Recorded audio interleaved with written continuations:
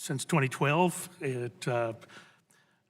I just have to acknowledge that there has been we've come a long way since the user fee agreement authorization from 2012. Today is this subcommittee's third hearing to consider the reauthorization of the Food and Drug Administration user fee programs that are set to expire in September. The medical device user fee agreement gives the Food and Drug Administration the authority to collect fees from the medical device industry and to support product review activities. This must be renewed every 5 years. The Energy and Commerce Committee has taken the necessary actions to renew this authority 3 times before, and this committee remains dedicated to completing this 4th authorization in a timely manner. While there can always be room for improvement, the Medical Device User Fee Agreements program has significantly enhanced the efficiency, the transparency, and the uniformity of the product review process at the Food and Drug Administration. Leading up to the 2012 reauthorization of the medical device agreements, this subcommittee heard repeatedly about the sometimes slow, sometimes onerous, sometimes arbitrary process by which devices were reviewed at the Center for Devices and Radiological Health. The state of affairs at the Center for Devices was driving away investment in research and development and significantly hindering the pace at which American patients had access to new medical technologies. Through the Food and Drug Administration Safety and Innovation Act, Congress reauthorized the medical device user fee agreements, and the paradigm started to shift in what I consider to be the right direction. The Food and Drug Administration Safety and Innovation Act included meaningful regulatory reforms, improved communication between the industry and the Food and Drug Administration, and increased accountability at the Centers for Devices and Radiological Health. It is important that the next medical device user fee agreement continue to build upon the progress that was made in the last FDA reauthorization bill, as well as the good policies that members of this subcommittee, championed during the discussions on the 21st Century Cures Act. I'm encouraged that the proposed agreement transmitted to Congress in January contains many promising elements that will be good for the Food and Drug Administration, good for the industry, but most importantly, good for our patients. In the proposed agreement, the Food and Drug Administration has agreed to further decrease the total time it takes from submission of an application to a final decision on approval. This is a good thing because it will get safe and effective products to doctors and to patients faster. Further, the Food and Drug Administration would enhance patient engagement by more formally involving patient preference and patient-reported outcomes in the review process. It is vital that the Food and Drug Administration routinely incorporate the patient perspective in its decision-making process. The proposed agreement would also establish process improvements and goals that ought to foster a more timely and efficient approval process if implemented. For instance, the process for pre-submission interactions between the Food and Drug Administration and the industry would be updated and improved upon. In addition, the proposed agreement would establish a pilot program to examine the use of real-world evidence for pre-market activities. Furthermore, the proposed agreement provides for improved transparency and for greater responsibility. A wide array of new measures, new tools, and reports will provide data that is necessary to ensure that the Food and Drug Administration is meeting the goals of the agreement. Reauthorizing the medical device user fee agreements and the user fee programs we have previously discussed would increase efficiency at FDA and ensure that American patients benefit from advances in biomedical technology. American patients benefit from advances and innovations as soon as safely possible. I want to thank all of our witnesses for being here today on both panels. I look forward to hearing from each of you about how the substance of the proposed user fee agreement will accomplish its stated goal. It's now my pleasure to recognize the ranking member of the subcommittee, Ms. Jean Green of Texas, for 5 minutes for the purpose of an opening statement. Thank you, Mr. Chairman, and thank Dr. Sharon and our other witnesses for being here this morning. Modeled after the successful prescription drug user fee agreement, the medical device user fee agreement was first established in 2002. It authorizes the FDA to collect fees from medical device manufacturers to support the work of reviewing device applications and other components of medical device oversight. We're here today to learn about the fourth iteration of the medical device user fee agreement, or as we call it, MDUFA. This, similar to other user fee agreements, is an important tool to help ensure that the FDA can evaluate devices efficiently while upholding its gold standard of approval. Today is markedly different from where we were 5 years ago. There was widespread frustration with the program, and the challenges facing the FDA, medical device companies, and patients were in need.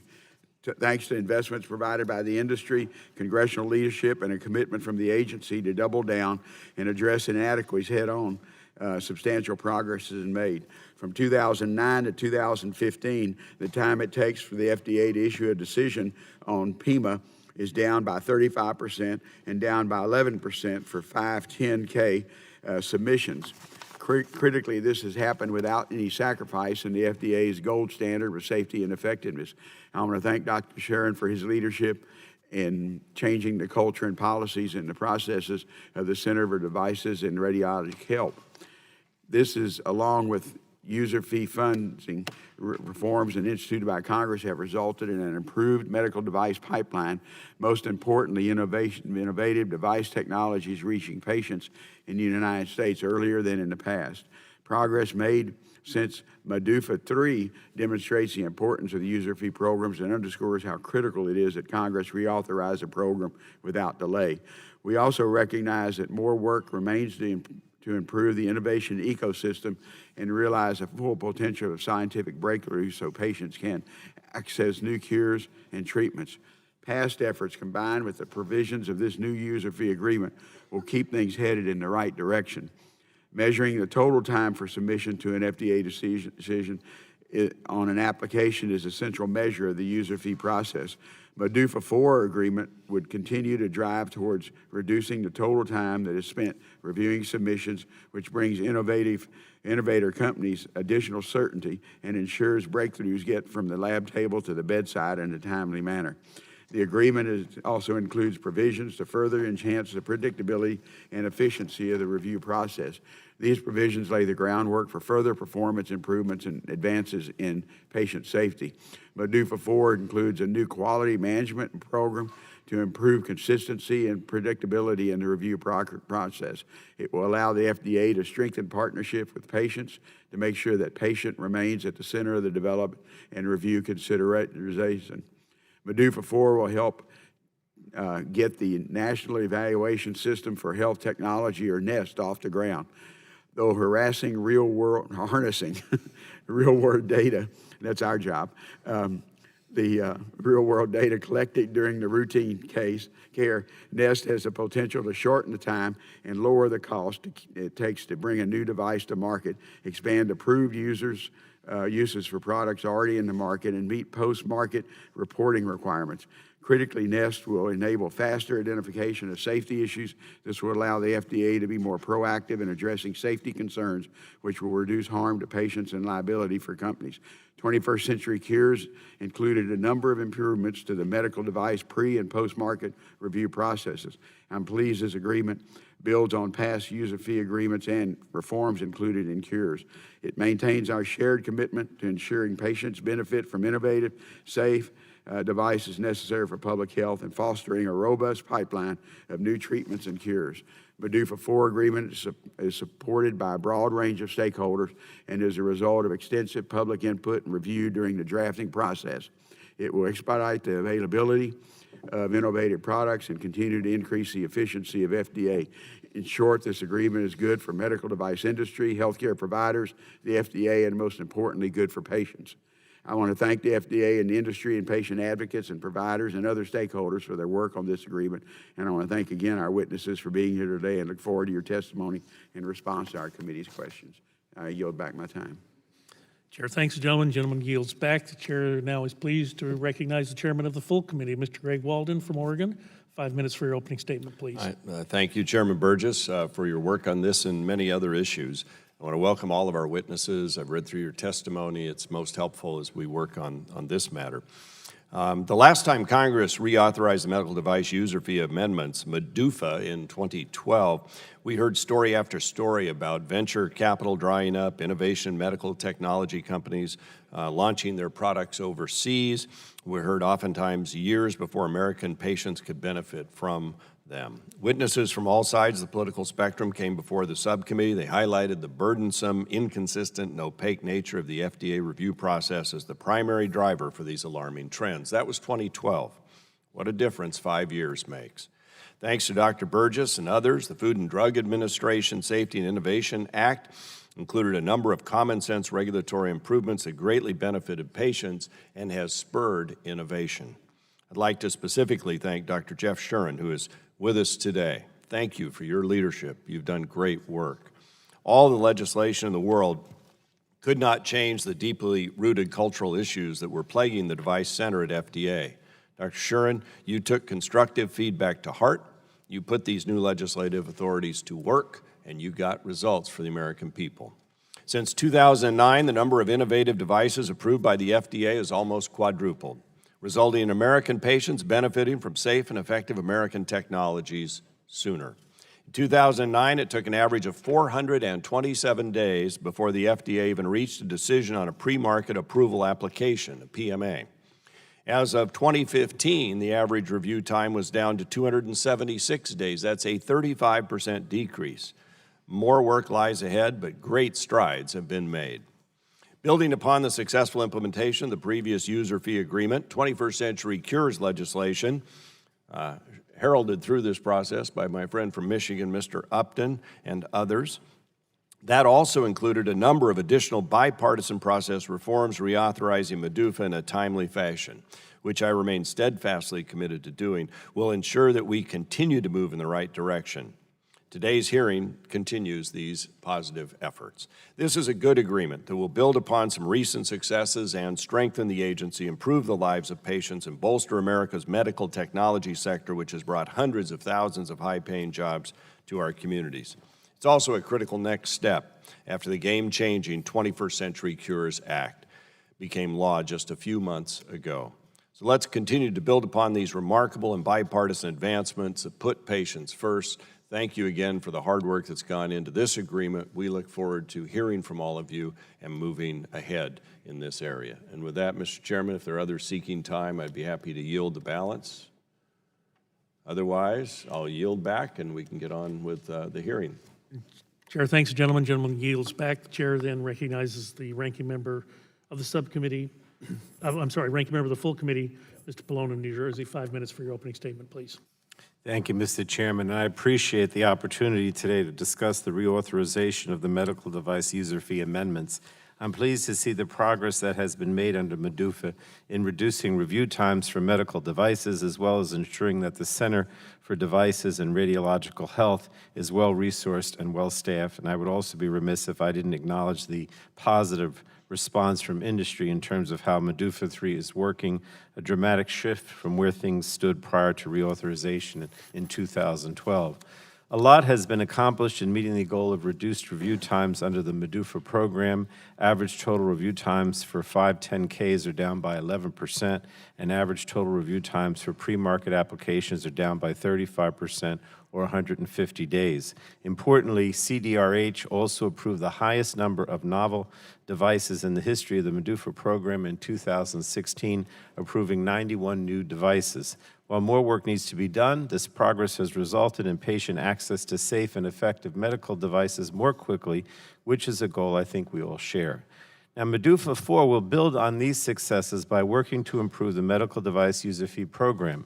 It will advance the use of the patient perspective in the risk-benefit assessment of medical devices. It will also establish a system called the NEST to utilize real-world data for pre-market approval of new indications and post-market safety monitoring. It tailors the use of the third-party review program and improves pre-submission communications with sponsors. And all of these actions will help to improve the consistency, efficiency, and effectiveness of medical device reviews. Just as I've said before on the other user fee agreements, the agreement before us today is a result of many negotiations with industry and stakeholders, consultations with patients and consumers, and solicitation of public input. The resulting recommendations were transmitted to Congress in meeting the January 15th statutory deadline. Transmitting new recommendations at this point will go against this requirement and run the very real risk of MEDUFA not being reauthorized before the program expires on September 30th. Any delays would endanger the review of innovative medical devices and threaten the jobs of thousands of FDA employees. So I intend to continue to work with my colleagues on the committee and across the Capitol, as well as industry, to ensure that we do not let this happen. This is a strong agreement and one that deserves our support, and I look forward to continuing our work on all of the user fee agreements to ensure that they're signed into law as soon as possible. I have 2 minutes left. I don't think anybody wants the time, but with that, I'll yield back, Mr. Chairman. Gentleman yields back. Chair thanks the gentleman, and that concludes member opening statements. And the chair would like to remind members that pursuant to committee rules, all members' opening statements will be made part of the record. And again, we want to thank our witnesses for being here today, for taking time to testify before the subcommittee. Each witness will have the opportunity to give an opening statement, followed by questions from members. We will have 2 panels of witnesses today, and we're going to begin with Dr. Jeffrey Shuren, the Director for the Center of Devices and Radiological Health at the Food and Drug Administration, no stranger to this subcommittee. Welcome back, Dr. Shuren. We look forward to your testimony. You're recognized for 5 minutes, please. Chairmans Walden and Burgess, Ranking Members Pallone and Green, and members of the subcommittee. What's that? Yes. Well, thank you for the opportunity to discuss the reauthorization of the medical device user fee amendments, or MEDUFA, today. When I was last here testifying about MEDUFA, I'm sure many of you recall and have already mentioned that the program was in a much different place. Since then, much has changed for the better, but we have more work to do. As you've heard, between 2010 and 2016, we reduced the average total time to reach a decision on a 510K, the submission type for lower-risk medical devices, by 11%. Between 2009 and last year, we reduced the average total time to reach a decision on a PMA, the submission type for a high-risk device, by 35%, reducing by 150 days. But we went beyond our MEDUFA 3 commitments. For example, we reduced the median time to approve a clinical trial submission from 442 days in 2011 to just 30 days in 2015 and 2016, a 93% decrease.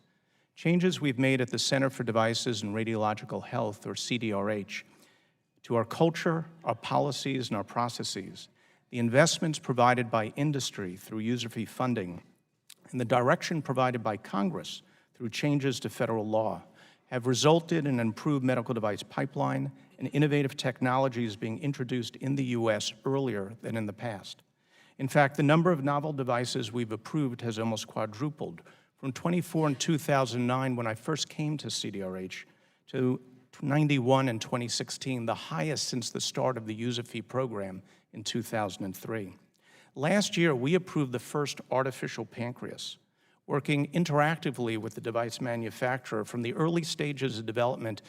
We approved the first device in the world that's intended to automatically monitor glucose levels around the clock and automatically provide insulin doses. Overall, working with the manufacturer, we helped bring this technology to market 3 years earlier than the company originally intended to do. MEDUFA 4 could continue that trajectory of more timely patient access to novel technologies, supporting CDRH's vision that patients in the U.S. have access to high-quality, safe and effective medical devices of public health importance, first in the world. The MEDUFA 4 proposal submitted to Congress in January includes programmatic enhancements, such as a new quality management program that will improve consistency, efficiency, predictability, and the application of the least burdensome approach in our pre-market review processes and decision-making. The proposal would also allow FDA to move forward in some critical and strategic areas, such as strengthening our partnerships with patients, allowing us to promote more patient-centric clinical trials, advance benefit risk assessments that are informed by patient perspectives, and foster earlier patient access to new devices. Another critical area is the development of the National Evaluation System for Health with a small h technology, or NEST. The NEST is a non-government system that will be operated by stakeholders of the medical device ecosystem, including patients, providers, and the device industry. And it would facilitate the use of real-world data collected as a part of routine clinical care, such as from electronic health records and registries, consistent with the goals of 21st century cures. A robust NEST will enable manufacturers to harness real-world evidence that could enable them to drive down the time and cost of bringing new devices to market, expanding the indications to already marketed drugs, meeting post-market reporting requirements, and obtaining payer coverage and reimbursement. The NEST will also enable faster identification of safety issues, reducing harm to patients and liability for companies. In conclusion, reauthorization of the Medical Device User Fee Program could expedite the availability of innovative new products, create jobs, protect patients, and provide the enhancements that will continue to increase the efficiency of FDA's programs. Improvements in total time to decision, transparency, consistency, predictability, efficiency, and assuring a least burdensome approach will benefit industry, healthcare providers, and most importantly, patients. Thank you for the opportunity to testify here today. I look forward to answering your questions. Chair, thanks Dr. Shuren for his testimony, and we'll move into the question portion of the hearing. I'll begin the questioning and recognizing myself for 5 minutes. I do want to stress to members that we do have a lot of members on the subcommittee who are anxious to interact with Dr. Shuren, so let us try to keep our question time to 5 minutes. If necessary to do follow-ups afterwards, perhaps we can arrange to do that. Dr. Shuren, I remember several of these rounds before, and I just have to say how optimistic your statement is and how optimistic the approach that your center is taking to this process, and for that, I thank you. There is a difference. You talked in your opening remarks about a least burdensome approach, and certainly that's something that we heard from a number of people at some of these hearings in 2012, that they were anxious to see that. So can I just ask you what has changed at your center culturally to allow for things to be so different today than they were 5 years ago? I think one of the biggest difference in culture is we're putting the emphasis on the other side of our mission. For so long, we focused on protecting public health, but we also have to think about promote public health. It's not just assuring that medical devices are safe and effective, but also that patients have timely access, and we facilitate device innovation. And that's what you see in our vision statement, and that's why it's so important that first in the world is really not about beating other countries. It's about getting timely patient access. That's simply a good metric. We've moved towards more of a flexible benefit risk paradigm, and how we think about technologies helps bring them to market more quickly, but appropriately.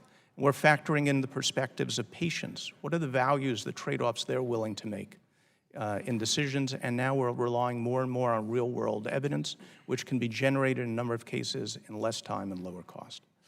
Well, you mentioned in your opening remarks about the artificial pancreas, and I can remember discussions with patient groups and parents and folks who were interested in that. The difficulty with getting yes on that. So I certainly acknowledge what a milestone that was. And I just can't tell you the relief and gratitude that I've heard, particularly in parents' voices, when they say that, you know, my iPhone alerts when my child's glucose is getting outside of a prescribed range, and to be able to deliver some measure of control back to the patient, back to their caregivers, that's an enormous gift. And while 5 years ago I was critical because it was taking too long, I'm glad that you moved it along. I'm glad that it was accelerated, and I think it underscores what you were saying is that we're not just about protecting patients, we've got to deliver for patients. And I think the artificial pancreas is probably the number one case that makes that point.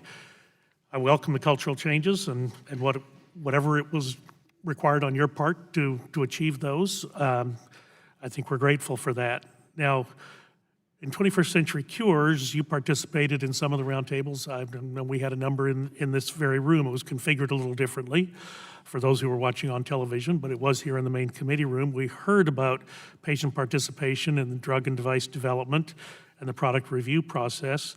Can you talk about how the review division staff in the Device Center will now be incorporating patient perspectives into their decision-making? Well, we've started that process already. One of the areas we started to focus on is how do you better understand the perspectives of patients? I mean, you can ask people, but you know, within a patient population, they substratify. So we've been advancing the science of patient preferences. What are the tools you can use to more quantitatively assess the trade-offs patients are willing to make? We did this in a study on obesity devices. In 2007 to 2014, we had an approved... Sorry, what type of devices? For obesity. And we hadn't approved anything from 2007 to 2014. When we incorporated patient perspectives, we changed our paradigm. We approved a device then. We've approved 5 more since then. The pipeline is rich. So now what we're doing is we have put out policy on factors to consider in doing these studies.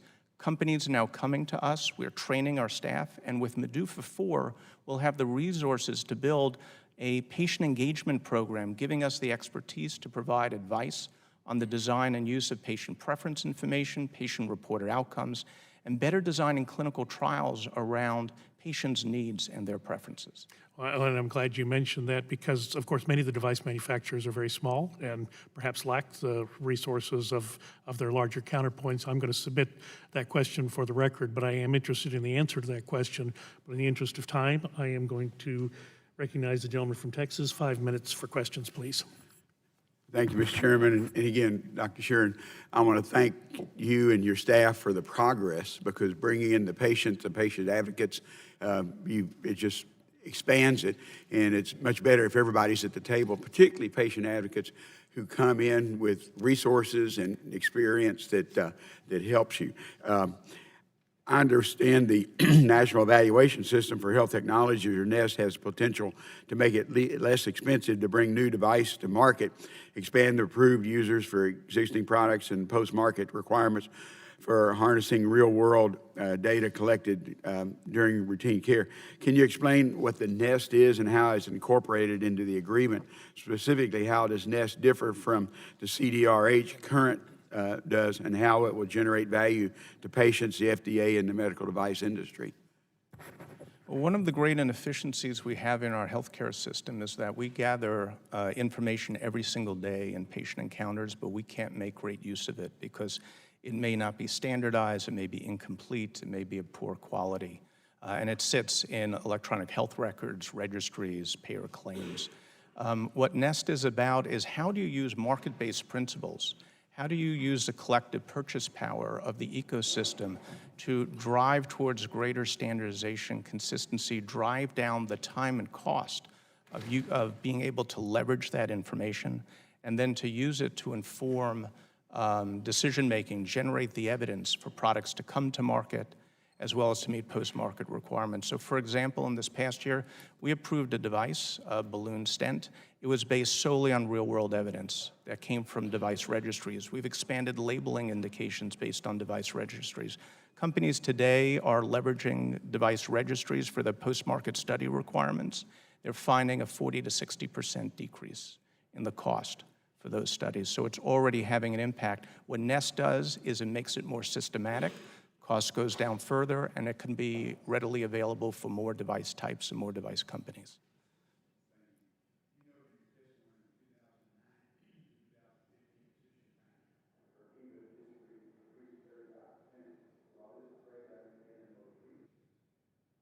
MEDUFA quarterly report, the FDA's time for metrics to review PEMA devices went up.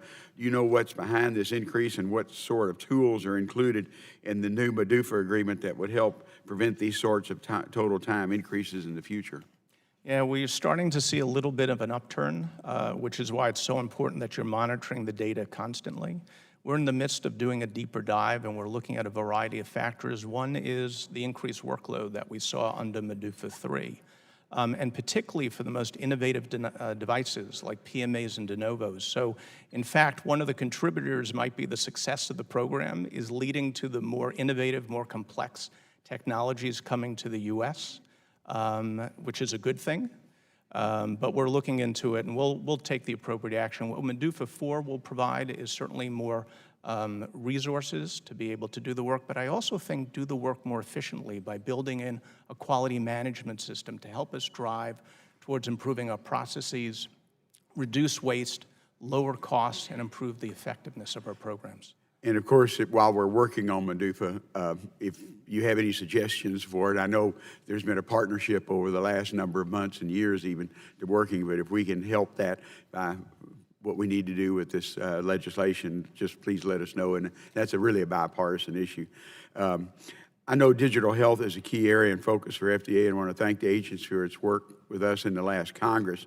Advances in technology have potential to transform medical care, ensuring FDA has the right tools to place to ensure patient safety and appropriate oversight of the category of devices is a goal. Software as a medical device and software inside medical devices are two specific areas addressed in MDUFA 4. Can you talk about the commitment FDA has to build expertise and enhance the review process for such software?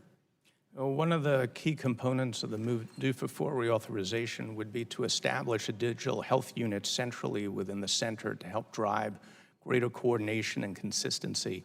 The way we'll set this up is that our review staff who deal with software as a medical device, they'll get basic training. They'll sort of be the yellow belts. They'll deal with, more general issues. Then within the offices, we'll have better trained people, kind of the green belts, and you can think about this digital health unit. These are the black belts who get involved in the more challenging submissions, who can oversee training, assure consistency. But the other part of this agreement is to continue our international harmonization work in the International Medical Device Regulators Forum, IMDRF, which is critical, driving more international harmonization, but also revisiting the paradigm. So we're looking to change the paradigm on software as a medical device to better meet the rapid innovation cycles we see in these technologies. And we're working collaboratively with others on trying to establish that new paradigm. Thank you, Mr. Chairman. Gentleman yields back. Chair thanks the gentleman. Chair recognizes the gentleman from Michigan, Mr. Upton, Chairman Emeritus of the committee. 5 minutes for questions, please.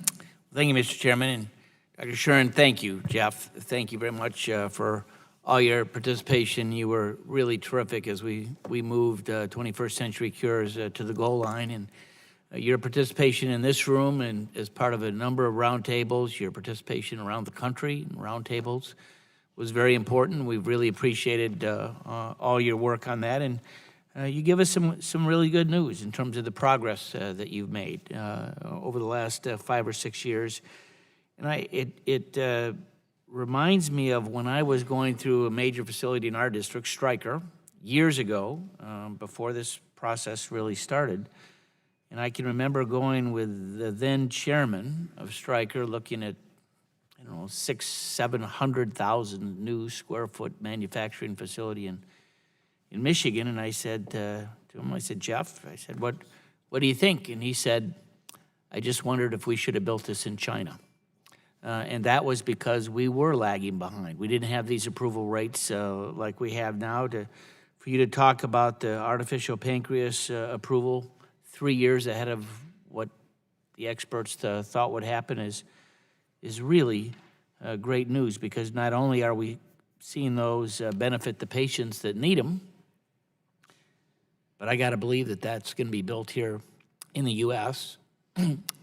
and that's going to be the jobs that we all want, the high-tech jobs that are going to be there that we all want. So I guess your colleague, Dr. Woodcock, was here about a week ago. She talked about if we don't get this done, heaven forbid, but if we don't get it done and send the signal probably by the end of June or July, that they would expect that they would have perhaps a 70% reduction. They would have to start sending out RIF notices to folks. We're going to do everything that we can that make sure that doesn't happen, that we're going to work together to get it done. But what would be the impact and what is the timing as it relates to PDUFA for your large chapter of where we want to head as well. What's the latest that you need to hear from us? Oh, well, first, let me take the moment to thank you and Congresswoman DeGette and all the members on the subcommittee and on the committee for your leadership in 21st century. We didn't lose a one, I want you to know. It was unanimous in this committee, thanks to the leadership on both sides. So the impact and the timing for us, if MEDUFA were to sunset, not get reauthorized in time, we'd lose about a third of our staff. And as Dr. Woodcock said, it's about 60 days before that law sunsets that we need to start the process on a reduction in force, RIF. So it has huge implications, and it's not just even the people you lose. For the people who remain, your best and your brightest leave because they see it's a sinking ship, and they're going to get off and move on to other things. So it's our hope that we would have the law reauthorized before we need to start that process for RIF. So my next question is, great news about the artificial pancreas, and we've been watching that for a while and what it would do, and particularly to the diabetic community across the country. What are some of the devices that you have in the pipeline that you think may be, assuming that things go well, tell us a little bit about that next chapter. What are some of the things that you see on the horizon for us getting done? Well, I think where technology is going, you're going to see more and more use of robotics. You're going to see technology get, smaller and smaller, micro-sized. You're going to see less invasive surgeries happening. Not only, another great example is on the transcatheter aortic heart valve. When we first approved it here, it was 4.5 years after it came CE marked in Europe. This past year, we just approved expanding use in another population. It was 18 days after Europe for similar technology. But we're going to see other things like using maybe ultrasound instead of a scalpel, ultrasound that drives down to start to do surgery under the skin. So there's amazing things that are happening. And I think the U.S. can truly be the world's leader if we continue on the trajectory we've been on. Well, thank you. Thanks again for your work, and look forward to working with you in the days ahead. Yield back my time. Chair thanks the gentleman. The gentleman yields back. The chair then recognizes the gentlelady from California, Ms. Eshu. 5 minutes for questions, please. Thank you, Mr. Chairman, and welcome back, Dr. Shern. It's good to see you. I want to commend you and your entire team for the report that you've brought forward. It contains a great deal of good news, and that good news affects the patients, number one, I think. It is a compliment to you and the industry for the work that you've done together. This is a very important American industry. We want to keep it that way and keep it vibrant. I can't help but, as the mother of MEDUFA, it was my legislation that created this process. It's deeply gratifying to see how it has really come along and that we are where we are today. So bravo to you. I also want to thank you for meeting on a quarterly basis with Congressman Eric Paulson and myself as co-chairs of the Medical Technology Caucus. We've done this for some time, and we bring up the issues just the way they're presented to us by constituents, by patients, and I hope that you think that those meetings have been as rewarding as we do, and we're very grateful to you for that. How much money is in the user fees for this go-around, for this reauthorization? So for this reauthorization, without adjusting for inflation, the total over the 5 years would be about $999.5 million. And it's adjusted for inflation as opposed to what you're operating under now, or did the industry come up with more? MEDUFA 3 also was adjusted for inflation too over time. And how many staffers do the user fees pay for? So currently, if you I just think you said what, a third of the yeah, so it's about a third of your third. division. if you were paying for full salary, in reality, the number of people who work in the user fee program in one way, shape, or form is probably a little over 90% of the program. Well, I think every member of this subcommittee and hopefully the full committee will have a deep appreciation of that. Number one, I think the negotiations that you have completed should be accepted by the Congress. I mean, it's been worked out, and I don't think there's anything to meddle with unless members have something that they think is, needs to be brought up. But I think that this is ready for prime time. So I don't have anything that I want to add to it. I have, what I'd like to know is, I know that the FDA participates in the International Medical Device Regulators Forum. I know it's a voluntary body of device regulators around the world to talk about future directions in the medical technology world and in regulatory harmonization, which I think is very, very important because these products end up being global. What can you tell us about that? What's news with it? Where do you see things moving? What are some of the activities that the FDA is working on in this area? And then, of course, the operational question around here always is, what else do you think needs to be done? Well, so the latest is that in the past year, we officially stood up a medical device single audit program. So a surveillance inspection conducted by one participating jurisdiction is relied on in whole or in part by another jurisdiction. So that reduces a lot of cost to companies. You have fewer inspectors coming in the door. It's good for government because we have a broader view of the facilities out there. Our work is advancing on harmonizing international regulation on software as a medical device. We're doing work to advance the use of standards, international, national standards, very important for also driving down time and cost and greater consistency.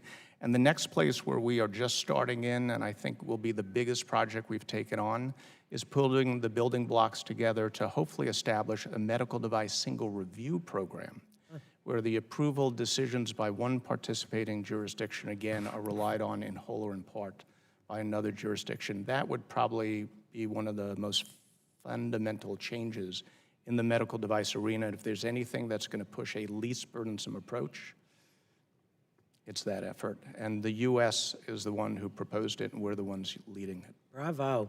Thank you very, very much, and to your entire team. Great to see you, Aaron. Thank you, Mr. Chairman. Gentlelady's time has expired. Gentlelady yields back the chair. Recognize the gentleman from Pennsylvania, Mr. Murphy. 5 minutes for questions, please. Thank you, Mr. Chairman, and thank you, Dr. Shern, for being here.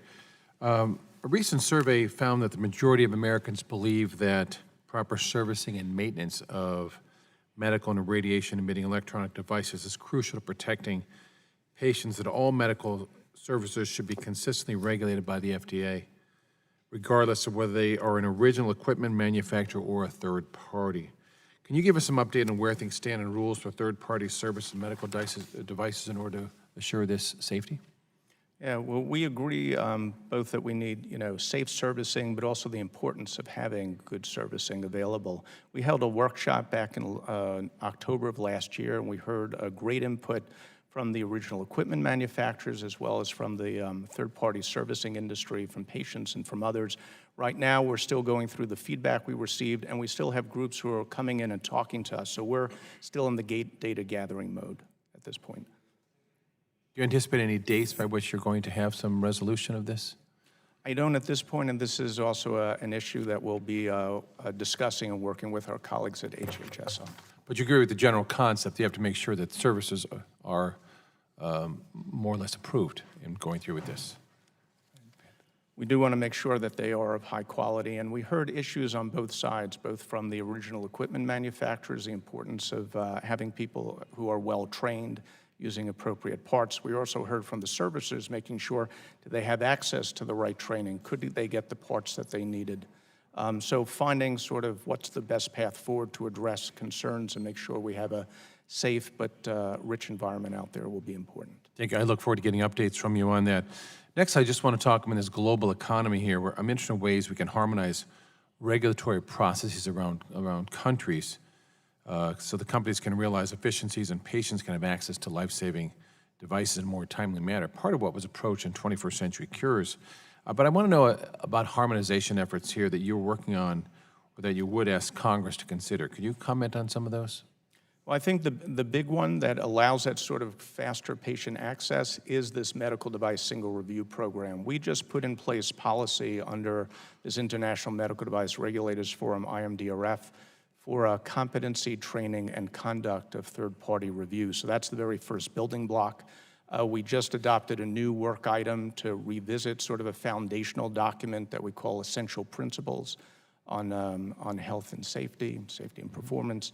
That we will be working on next. So it's going to take a little bit of time. There are other issues, too, related to harmonization that we will need to tackle as a country, and it's things that we're in discussion with HHS about, and I hope we have an opportunity to maybe discuss again when there's more information to provide. The last piece is MEDUFA 4 also provides greater support for a more robust third-party review program, which is going to be important if we are ever to get to the place of that harmonized single review program. It's not just about more efficiencies domestically, but it can give us a leg up for moving to truly a global medical device review program. Thank you.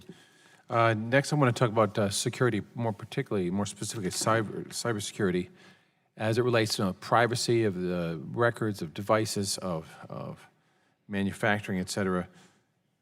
But it frequently comes up in the context of these medical technologies. How has FDA been engaging in this issue about cybersecurity with devices? So to date, we have put out several policies on cybersecurity, both on the pre-market and the post-market. We've been adopting national and international standards. We've been working with other agencies, particularly with Department of Homeland Security through their ICS CERT, with Department of Commerce, with FTC, and with the HHS Cybersecurity Working Group. One of our more recent efforts is an MOU with the NHISAC, the National Health Information Sharing and Analysis Center, to establish what we call an information sharing and analysis organization. It's essentially a community that allows sharing amongst members in the device ecosystem about vulnerabilities and about safeguards to take. This is a critical part about cybersecurity. It's a shared responsibility. It doesn't fall to one entity, and we need the members of the ecosystem sharing information, working what we call researchers, the white hat hackers, so we can identify what are the vulnerabilities and put in safeguards, recognizing that because the people who hack, they get smarter and smarter, and the risks continue to evolve. You have to constantly keep up on this, so you need that kind of active forum. Thank you, Mr. Chairman. I'll submit the rest of my questions for the record. I yield back. Gentleman yields back, Chair. Thanks, the gentleman. Chair now recognizes the gentlelady from Colorado, Ms. DeGette, 5 minutes for questions, please. Thank you, Mr. Chairman.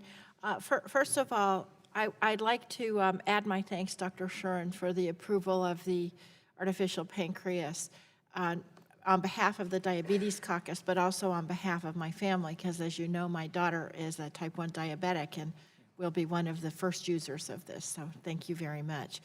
I want to talk to you a little bit about some of what President Trump's executive orders are doing to the agency and what this will mean for the implementation of 21st Century Cures, because we're all having what we feel as a much recognized bipartisan love fest around our great committee achievement last year, and we are really proud of it and what it's done in the medical device arena. But we are concerned about, at least I'm concerned about, some of the announcements emanating from the administration. I'd like to get some clarification from you if you have some. Some of us sent a letter to the administration a couple of weeks ago about the hiring freeze, and we're concerned in the medical device arena that the hiring freeze will stop us from hiring the right people that we need to implement the bill. But and we're awaiting a response for that, but there's another issue that also, I think, threatens cures and the user fee implementation, and that is President Trump's repeated calls to deregulate the FDA. A couple of weeks ago, he said he wants to cut to up to 75 to 80% of all FDA regulations. And the problem I have, nobody likes unnecessary or overly burdensome regulations. Nobody ever wants that to happen. But what the president seems to do is he sort of seems to do this with a meat axe. So, for example, he had issued this executive order saying that if you're going to have a new regulation, then you're going to drop 2 regulations without looking at what the arena is that you're talking about or what the regulations are. And I think this is of particular concern with the FDA when it comes to agency guidance, because when you guys issue agency guidance, then that helps the stakeholders understand how the FDA is implementing and interpreting the rules and laws. And even when the stakeholders don't agree, at least they know where you're coming from. And so I'm concerned if you have this repeal 2 for every 1 you adopt, then that's going to also, not only is it going to hurt with the agency guidance, but it's going to help with many of the provisions for 21st century cures. The breakthrough device pathway is a really good example, and the CLIA waiver provisions in cures, they call for new guidance. So how are we going to drop to it if we're enacting 1? It's also going to complicate issuance of guidance documents under MDUFA 4, such as third-party review. So my question to you, has the Trump administration clarified to the extent which an executive order applies to a guidance issued by an agency? Oh, first of all, I'll say we recognize the importance of issuing appropriate guidances and regulations, and right now we're working with our colleagues at HHS on implementation of the executive order, but I can tell you we're already moving forward to implement 21st century cures. Just a few weeks ago, we put out a notice of medical devices that are Class 2 that we are proposing should no longer have to submit a 510K. That's great. And if that, we'll look at public comment, but that would deregulate, if you will, over 1,000 medical devices. So we're already moving forward. So you're trying to work with HHS on interpreting what that executive order means at this point with respect to guidances? Yes. Okay. Now, if you are not able to issue new guidances, will the cures implementation be impacted by that? Yes. And breakthrough devices is the perfect example. That's correct, because we're called on in the statute to also issue certain guidances. But again, as of right now, we've been able to put in place the things we need to do to meet statutory deadlines. That's good. Will you please let us know if you start seeing impediments to implementing 21st century cures because of this? And I know we can work on both sides of the aisle to make sure that that the implementation goes smoothly. Thank you. Thank you very much, Mr. Chairman. I yield back. Gentlelady yields back the chair. Thanks. The gentlelady chair recognizes the gentleman from Indiana, Dr. Bouchon. 5 minutes for questions, please. Thank you, Dr. Shuren, for being here. I'm interested in bringing more predictability and consistency to the device inspections process. It's a little bit off the beaten path, but for routine inspections, the FDA should be able to give companies a reasonable heads up about what they're inspecting, as well as provide regular communications throughout the inspection. I think you'd probably agree with that. Additionally, should the FDA find an issue that needs to be addressed during the inspection, companies have 15 days to submit a remediation plan to FDA, but there's no such timeline for the FDA to respond to companies to communicate whether the remediation plan meets FDA expectations. Can you comment on what CDRH might be able to do to address these issues? Well, although we're not the lead on this, our Office of Regulatory Affairs oversees the fields. We do work very closely with our colleagues over in ORA, and I can tell you as a part of the program alignment effort, which is getting officially stood up in the coming weeks. As part of that, I know ORA, and we'll be working with them, is looking to revisit their standard operating procedures and other processes to make device inspections more efficient, more timely, and to have the right kind of engagement back with the companies. Great, and I think that's important that you do engage in that process to, to really to try to improve everything across the spectrum as it relates to the device industry. My colleague, Mrs. Brooks, and Mr. Butterfield, Mr. Peters introduced legislation yesterday to try to address some of these issues, and so I look forward to working with everyone on trying to improve that situation. Mr. Chairman, I yield back. Gentleman yields back. Chair thanks the gentleman. Chair recognizes the gentlelady from Florida. Ms. Castor, 5 minutes for questions, please. Well, thank you, Mr. Chairman, for calling this hearing today, and welcome, Dr. Sharon. Patients understand better than anyone about the impact a treatment will have on their daily lives, and they have a unique perspective to add as the benefits and risks of different treatments are considered, and there has been considerable interest from the patient community and families in incorporating the patient perspective into both the drug and device regulatory review process and the development process. Dr. Sharon, please discuss how the proposed MDUFA 4 agreement works to further incorporate the patient perspective into the medical device regulatory process. And if you would, give us a few examples. Well, it will build on work that we have done to date and establish sort of a patient engagement program within CDRH, allow us to have the expertise we need to provide greater advice and the abilities in reviewing studies that are conducted to assess patient preferences, to advance the incorporation and the voluntary use of patient-reported outcomes, so we're measuring the things that matter the most to patients, how we more systematically incorporate the perspectives of patients in the design of clinical trials. We have to design studies not around the needs of the investigators, but the lifestyles of the patients who participate in those studies. And this is a journey we've been on now for over 5 years, starting with our benefit risk framework we put in place for product approvals back in 2012, where we made a decision that we would explicitly make a factor in our decision-making to be patient preferences. And that the old way of saying that we take into account the trade-offs our reviewers make is not what we should do. Devices are used on or in patients, and so the trade-offs they are willing to make are the ones that should factor into our decision-making. And MDUFA 4 will help us advance that work. Can you provide a few examples when patient organization had some ideas and came to you and how it improved the situation or altered the situation? Yeah, so one, I'd mentioned this study we had done with obesity treatments, and that has already led to now products coming on the market. We're looking to replicate that in other areas.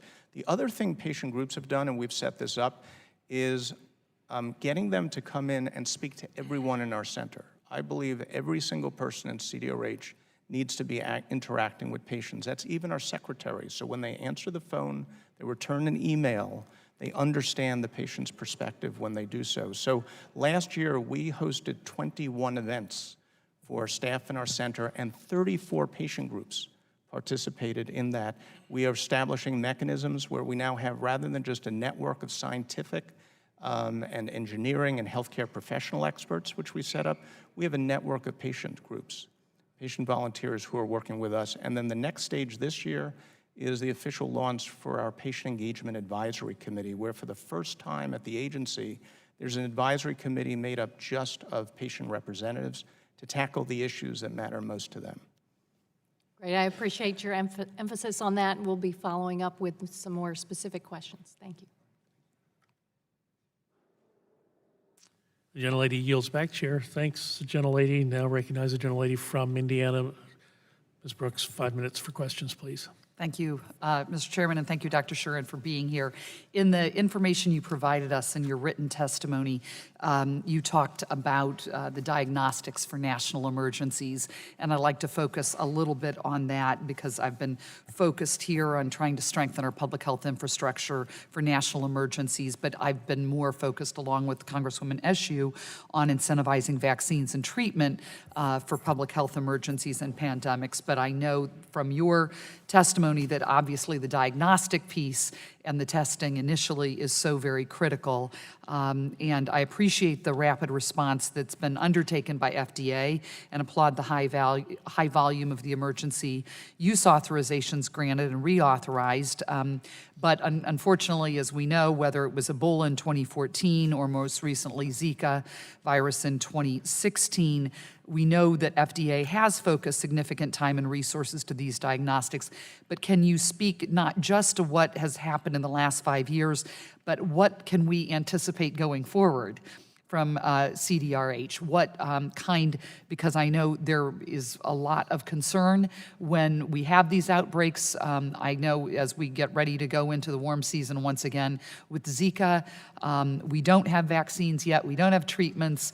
Can you please share with us with respect to national emergencies, what your offices, what the focus is, whether or not the resources that we've been providing, are sufficient? What more should we be doing? Well, certainly on the device side for diagnostics, we have sort of invested in our infrastructure to try to best handle when there is an emergency, that we have the capacity to be able to deal with new diagnostics that may be coming in. To date, we have already authorized about 50 EUAs. And also in a fairly rapid time. The median time to approve an EUA for Zika was about 5 days. Excellent. The other thing that we do in these circumstances is we develop templates for the product developers that make it easier for them to be able to gather the evidence under that standard, get it to the agency. So again, this moves much more quickly. I'd say the greatest challenge developers face today is more about access to samples and the clinical information linked to that samples. It's not under FDA's purview, but that is what we hear from the companies, because the samples help them design the technology and then validate it. More broadly, when we deal with these national emergencies, it's certainly an issue I know your interest I will take back, but it really is sort of the question about more on the national level, are we prepared as a nation? And I'll ask this rhetorically, because I'm not the one to answer it, but are we prepared as a nation when we have the next outbreak? Because there's going to be a next outbreak. And as we see, we're just constantly bombarded with new organisms and things that really stretch our scientific knowledge and capabilities. Well, and thank you for that. And it's reassuring, actually, to hear that it was only a 5-day turnaround with respect to Zika. It kind of leads into my next question about global harmonization. If you say that you don't have enough samples, what kind of cooperation is there, and what kind of harmonization is there between our partners in other countries with their regulatory process and our own? How can we possibly work on that to help, particularly with emergency use? And I know already that there is, strong relationships between CDC, who normally handles that aspect, with other organizations internationally, like the World Health Organization. And we certainly then work very closely with CDC. And when there are needs for making available more samples, we will also go to them and sort of encourage, can we get and make those available to developers. So you don't need authority beyond what you have to work with other regulatory bodies? You feel like you have sufficient authorities in place, or is there anything that impedes your work with other regulatory bodies?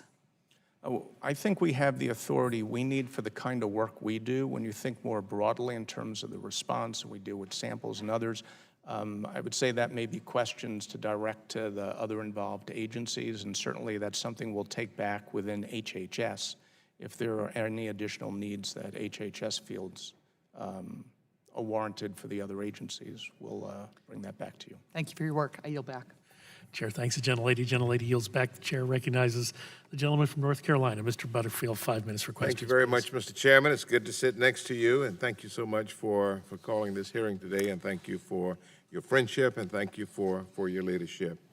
The medical device industry, Mr. Chairman, is important, certainly to all of us, and including my constituents down in North Carolina, both in the Triangle area and in the eastern part of my state, because this industry actually is a job creator. They employ thousands of my constituents, But they also need, but also because medical devices can help improve health outcomes and improve the quality of life for many lives of those suffering from complex medical conditions. My home state is home to many large and small medical device developers like CVRx, which I understand is on the next panel, which is represented here today. The advances made possible by the User Fee Agreement 3, including increased communication with patient and consumer organizations, is a step in the right direction. It's a step in the right direction for transparency and patient involvement in the process. Meaningful reforms included in the negotiated agreement for MDUFA 4 will further advance those goals and stand to improve outcomes for patients. Specifically, the potential benefits of using real-world evidence to help develop medical devices can benefit my constituents and citizens throughout the country. Also, the proposed National Evaluation System for Health Technology, known as NEST, can help ensure the use of real-world evidence is scientifically based and effective. There is great potential for this agreement to facilitate innovation and improve health outcomes. However, the potential can only be realized if the administration invests in the overall budget of the FDA, does not hamstring its mission through hiring freezes. Dr. Shuren, I'm going to ask you a couple of questions. I'm not going to ask you about the funding at the agency. I think we know the circumstances there. That's our jurisdiction, so we're going to deal with that politically on this end. But I'm very interested in the NEST proposal in the agreement. Can you discuss how stakeholders will be chosen to own and operate NEST, and will patient advocacy groups be included in that process? Certainly.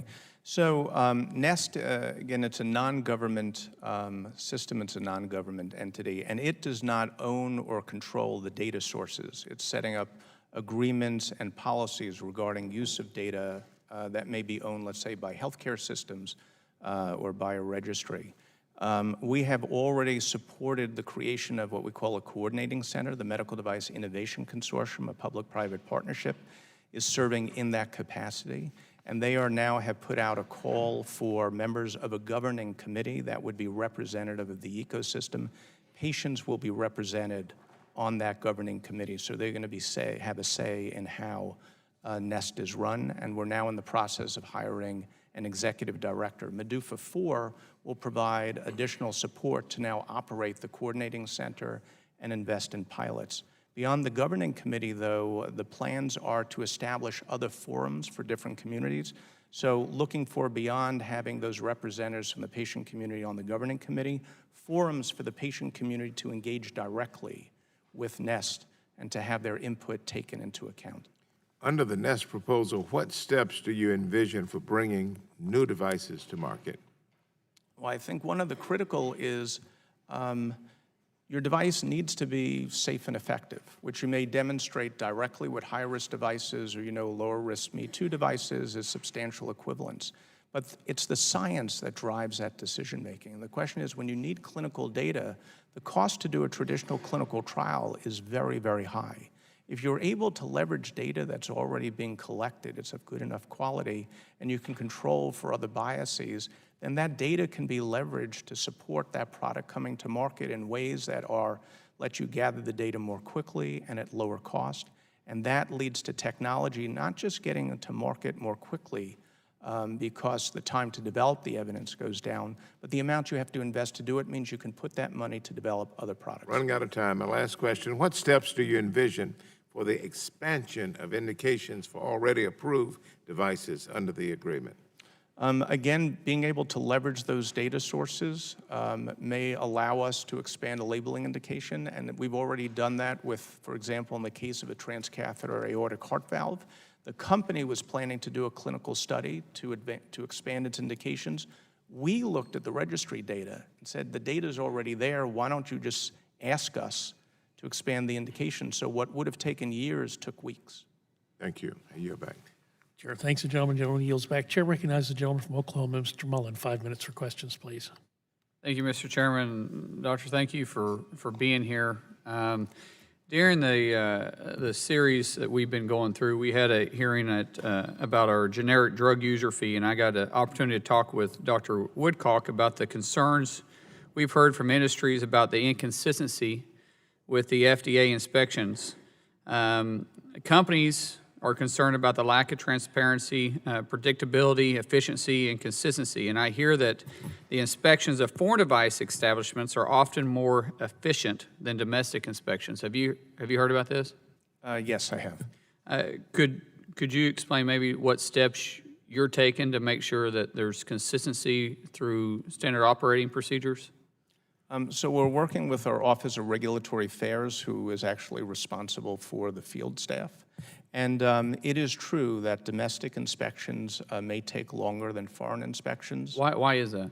So for foreign inspections, they're making arrangements for that inspector to go over for that inspection, so that's all they're there for. They come back. On the domestic side, that inspector may be finishing up with another inspection, or they get called away for a for-cause inspection. That said, on average, most domestic and foreign inspections occur in 4 days or less, sometimes within 1 day. But I do know that ORA, and we're working with them as part of this program alignment effort, is revisiting its SOPs so that it reduces the time for domestic inspections. I think folks understand it can be disruptive to companies. Someone comes in the door, they leave, they come back, rather than they come in, they finish their work, they're done, and they move on. So if I'm paraphrasing what you said, the issue we're having here domestically versus foreign is that they're distracted. Excuse me? They're distracted. That they may be doing more than... Well, I mean, what I'm saying is that they can go over there and they can focus on one task. And when they're here, they're focusing on 15 or 20 different tasks? Well, not from 15 or 20, but when they're... 2 or 3, 4 or 5. Maybe, or they may be focused on the one. Like I said, most of the time they're doing that inspection in just a few days. Do the same individuals inspect foreign and domestic? Or do you have a certain group that only does foreign and a certain group that only does domestic? As of right now, there are some individuals who, a very small number, who do primarily foreign, but many of them are people who do domestic and foreign.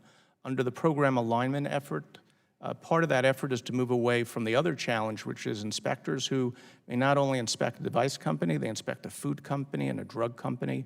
Program alignment is to establish these more vertical commodity-specific programs, so you just have a device inspector. That is all they do, and that will allow them to also better focus and have the right expertise and training. And that will start to drive greater consistency and more timeliness in the conduct of it. How long do you think these changes are going to be implemented? To be fully up and running, it will take a few years. As of in a few weeks, that official program will be stood up in the various commodity areas, and over the next 2-3 years, most of the pieces will be in place. I guess, help me understand, why 2 or 3 years? What's going to take so long to make the changes? In part because ORA is responsible for all the product areas. So they're not just dealing with medical devices, they have their program for pharmaceuticals, for human food, veterinary, so they have to handle all of those, and it's in part the huge workload on going from people who are geographically oriented and an organization that now is focused within a region, instead to say, I have a national organization where people may be in different places, but we run it centrally. They got to standardize the training, they got to change their standard operating procedures. There's just, the systems have to be, IT systems have to be changed. There's just a lot of work that goes into it. And I completely understand everything you're saying. I just can't wrap my head around when we see that there's already issues going on, why it would take roughly 2 or 3 years to once the program, after the program is stood up, to fully implement it. I would like to think there's a more efficient way for us to be able to get that implemented than it taking 2 or 3 years. It's because once you issue the SOPs, then it's just a matter of people willing to do their job and the training that's going to take to get it. I mean, if they've already been in that field to some degree, then we're moving distractions away, and it seems like they could be able to be more focused on just the job at hand. And I say that because I get implementing changes in a big organization that it can take time to turn the ship around. But our companies are struggling, which means that our consumers are struggling. which means that we have rising cost, and eventually it gets passed down to the ultimate person that we're here all trying to help prevent higher costs and get the drugs needed to the individual that needs it, the patient. So if there's a way that we can help through this process, as I offer my help to Dr. Woodcock, I would offer to you too, any way that I can help, this committee can help, or our office can help, we want to be helpful because this is important. Thank you, sir. Thank you. And I'll just say you're preaching to the choir, because having better consistency and being able to deal with just a set of individuals, it's easier for my center as well. So I will take this back. And I do know when they stand up the program is it's organized, but they still have to do all the training and the SOPs. That work is yet to come. And I will say your sincerity comes through body language and tone, so I really appreciate that. Gentleman yields back. Chair thanks the gentleman for his questions. Chair recognizes the gentlelady from California. 5 minutes for questions, please. Thank you, Mr. Chairman, and thank you for holding this hearing today, and thank you, Dr. Shuren, for being here also. This is the last of 3 hearings on the user fee agreements negotiated between FDA and industry. I'm glad that all parties are satisfied with the outcomes and that we all work together to ensure that FDA has the resources it needs to continue making sure that drugs and devices are safe and effective for America's consumers. I'm particularly pleased with provisions in the user fee agreements that will benefit the rare disease patient community. In MDUFA, this includes increased patient engagement. This is perhaps more tangible with medical devices because the size and convenience of a medical device directly impacts patients' quality of life, even if it doesn't necessarily affect the device's effectiveness. Similarly, I think the additional real-world experience, evidence, and data will help incorporate the patient experience in a quantifiable way. Dr. Shuren, can you talk about how additional patient engagement, as well as real-world evidence through the NEST program, will help advance devices for patients with rare diseases? Well, first, I fully agree with you that those 2 pieces will be important for rare diseases. One of the challenges is gathering information, evidence to support that device, in fact, meets the standard for a rare disease coming on the market. And it can be very hard to get the patients and enroll them in studies. But if we're able to leverage data that may be part of their routine care, then we can maybe get that evidence and help bring those products to market, and to do so in less time and lower cost. And same token, too, we should be measuring the things that really matter most to patients. And when we decide, is the evidence sufficient? Because there's always going to be uncertainty in the evidence on benefit and risk. Then for patients, and often with rare conditions, they're willing to accept more uncertainty for treatment. And so we need to be willing to accept that uncertainty too. I think that will help. The last plug I'll put in is I think 21st Century Cures is going to help patients with rare disorders as well, broadening the definition of what constitutes a rare disorder for purposes of medical device. So again, thank you, the subcommittee. Thank you very much. Many patients use medical devices every day. It's everything from surgical implants like knee replacements or pacemakers, to wound care technology, to lab and diagnostic equipment. In recent years, we have seen some headlines about equipment that ends up contaminated or defective.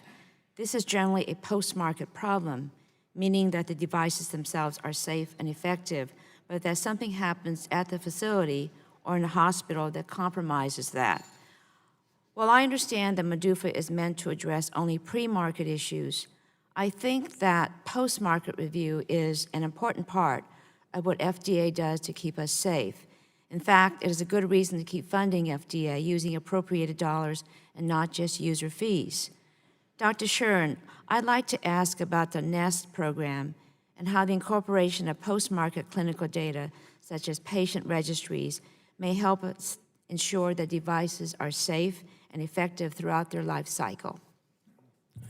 Well, while in the MDUFA agreement, the commitment letter, we talk about pilots that are primarily pre-market, that's because for purposes of the user fee reauthorization, we have to stay within the confines of the scope of MDUFA. However, NEST is operated by the Independent Coordinating Center, and they can and are planning to also look more broadly in terms of leveraging for post-market safety. And it can address two of the challenges we have today. First off, for post-approval studies, we know that patients, once a device has been approved, lack incentives to enroll in clinical trials. So clinical trials often, they may not get conducted, they may not get finished. In fact, we're making phone calls now on some of our 522 studies to encourage people, hospitals and practitioners to enroll patients. But if that data is being collected like in a registry as we're finding today, then we get that data and we get it in a more timely manner. That's great for the company, it's great for patients, it's great for us. The other is today, for safety problems, we often rely on adverse event reports, and that means somebody had to identify that a problem occurred and may be associated with a device and take the time to report it and see them. You miss a lot of things. You may get information that's not right. Now, when we move towards larger data sets that will allow us to use, software tools to try to look for, are there particular problems, and then do a deeper dive on it, that ultimately enhances patient safety and reduces liability for companies. That's a win all around. Well, thank you, Dr. Shuren, and I yield back. Chair thanks the gentlelady. Gentlelady yields back. Chair recognizes the gentleman from Georgia. Mr. Carter, 5 minutes for questions, please. Thank you, Mr. Chairman, and thank you, Dr. Sharon, for being here. We appreciate it. I'm from the state of Georgia, and we've got quite a few medical device companies in our state, as well as the CDC. So I appreciated your comments earlier about the relationship with the CDC and how you work closely with them. That's very important, and we're very proud of the work that they do for our country, located right there in the state of Georgia. I want to ask some basic questions, okay? I'm not going to go by my notes that my staff provided me. They do such an outstanding job, but I just want to ask you something. I'm new to the committee. As I understand this process, it's somewhat of a process that's just kind of a speeding up process, if you will, that the manufacturers, the medical device companies agree to pay if they can help to get the process sped up. Am I correct in saying that? That's been a main focus without jeopardizing the quality of the And that's what I want to ask you. I want to ask you, and I want your true opinion here. Have there been instances where you have looked back and you've said, gee, I wish we'd have slowed down some. I wish we would have done something else? Because, first of all, have there been any recalls of devices that were approved that through this process, through the MDUFA process? Have there been any recalls? Yes. Okay. In those instances, if you ask yourself, had we slowed down some, would this have happened? I don't believe so. That has not come up. And again, the way the goals are designed, it's not 100%. So we know too, if we need to take additional time to make a decision, then we'll do it in the individual case. I think if anything, if there isn't enough time, the pressure is then we're going to say no if there are issues. But the way they're designed is that it gives us flexibility that a percentage may go a little bit beyond the time frames. And so if we do need to take additional time, we'll take the additional time. Okay, well, in those cases where there was a recall, I'm sure you went back, I would hope you did, and reviewed what you did and said, could we have done anything differently to have prevented this? So we do take a look, what was the cause for the recall? Was it something that maybe we should have picked up when we were doing review? Most of the things are a lot of times issues that either come up after the product is on the market, or anytime you review a product and you have the evidence, you don't have 100% certainty on the true benefit risk profile of that technology. You'd have to study it so in-depthly, you'd never get a single product out there on the market. And sometimes with more use, you find out there may have been some issue in the design that could affect performance, and we need to deal with it post-market. Let me shift gears here for just a second. The president's made it clear that he wants to cut down on regulations. Earlier, you heard someone say that his executive order, you're aware of it. For every new regulation that you pass, you got to cut two. If indeed this president is cutting back, and if indeed, as I hope we do, cut back on a lot of regulations, isn't that going to cut back? If you don't have to follow as many regulations, are you going to have as many people? Are you going to have as much of a staff? Are you going to, should we reauthorize this for 5 years in anticipation of you having the staffing levels that you have right now for the next 5 years? Yeah. So our workload, first of all, continues to go up We have seen that. One of the most popular programs is our pre-submission meetings. That's been going up like requests by about 10% a year. And we're seeing more of the innovative medical device submissions come in the door. Part of MDUFA 4 is a recognition of the program needs additional funding just to keep pace with the work we currently have, as well as strategic investments in programs like patient engagement and real-world evidence that can help enhance and speed access to safe and effective devices. Okay, one last question. I'm a pharmacist, currently the only pharmacist serving in Congress, and a lot of the clinical tests that we sell in the drugstores are very important to me to make sure that what I am selling to a patient is actually legitimate. And I know this is, from what I understand, and again, I'm a new member of the committee, but from what I understand, this has been somewhat of a debate within the FDA about what role they should play in approving some of these. I'll tell my age here. There was a time when I sold Drano in my pharmacy, and it wasn't to unclog drains. For those of you who don't know, before we had gender tests, that's the way a lot of people tested to see if they were having a boy or a girl. That's folklore, but anyway. So I guess my question is, I know that's a big discussion about the FDA's role in approving some of these, and I didn't know if you had an opinion on that or not.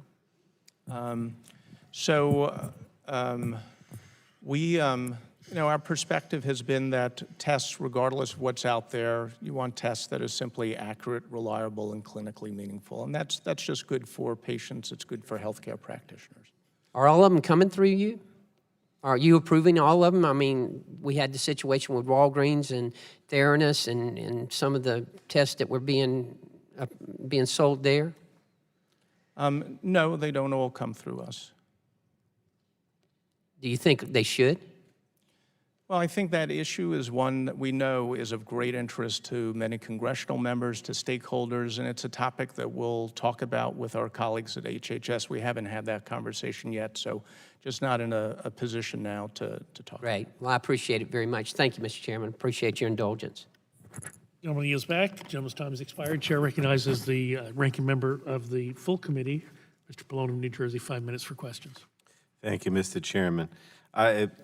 Dr. Sharon, let me ask, I think I said some of this before, but the medical device user fee amendments, or MDUFA, was first established in 2002.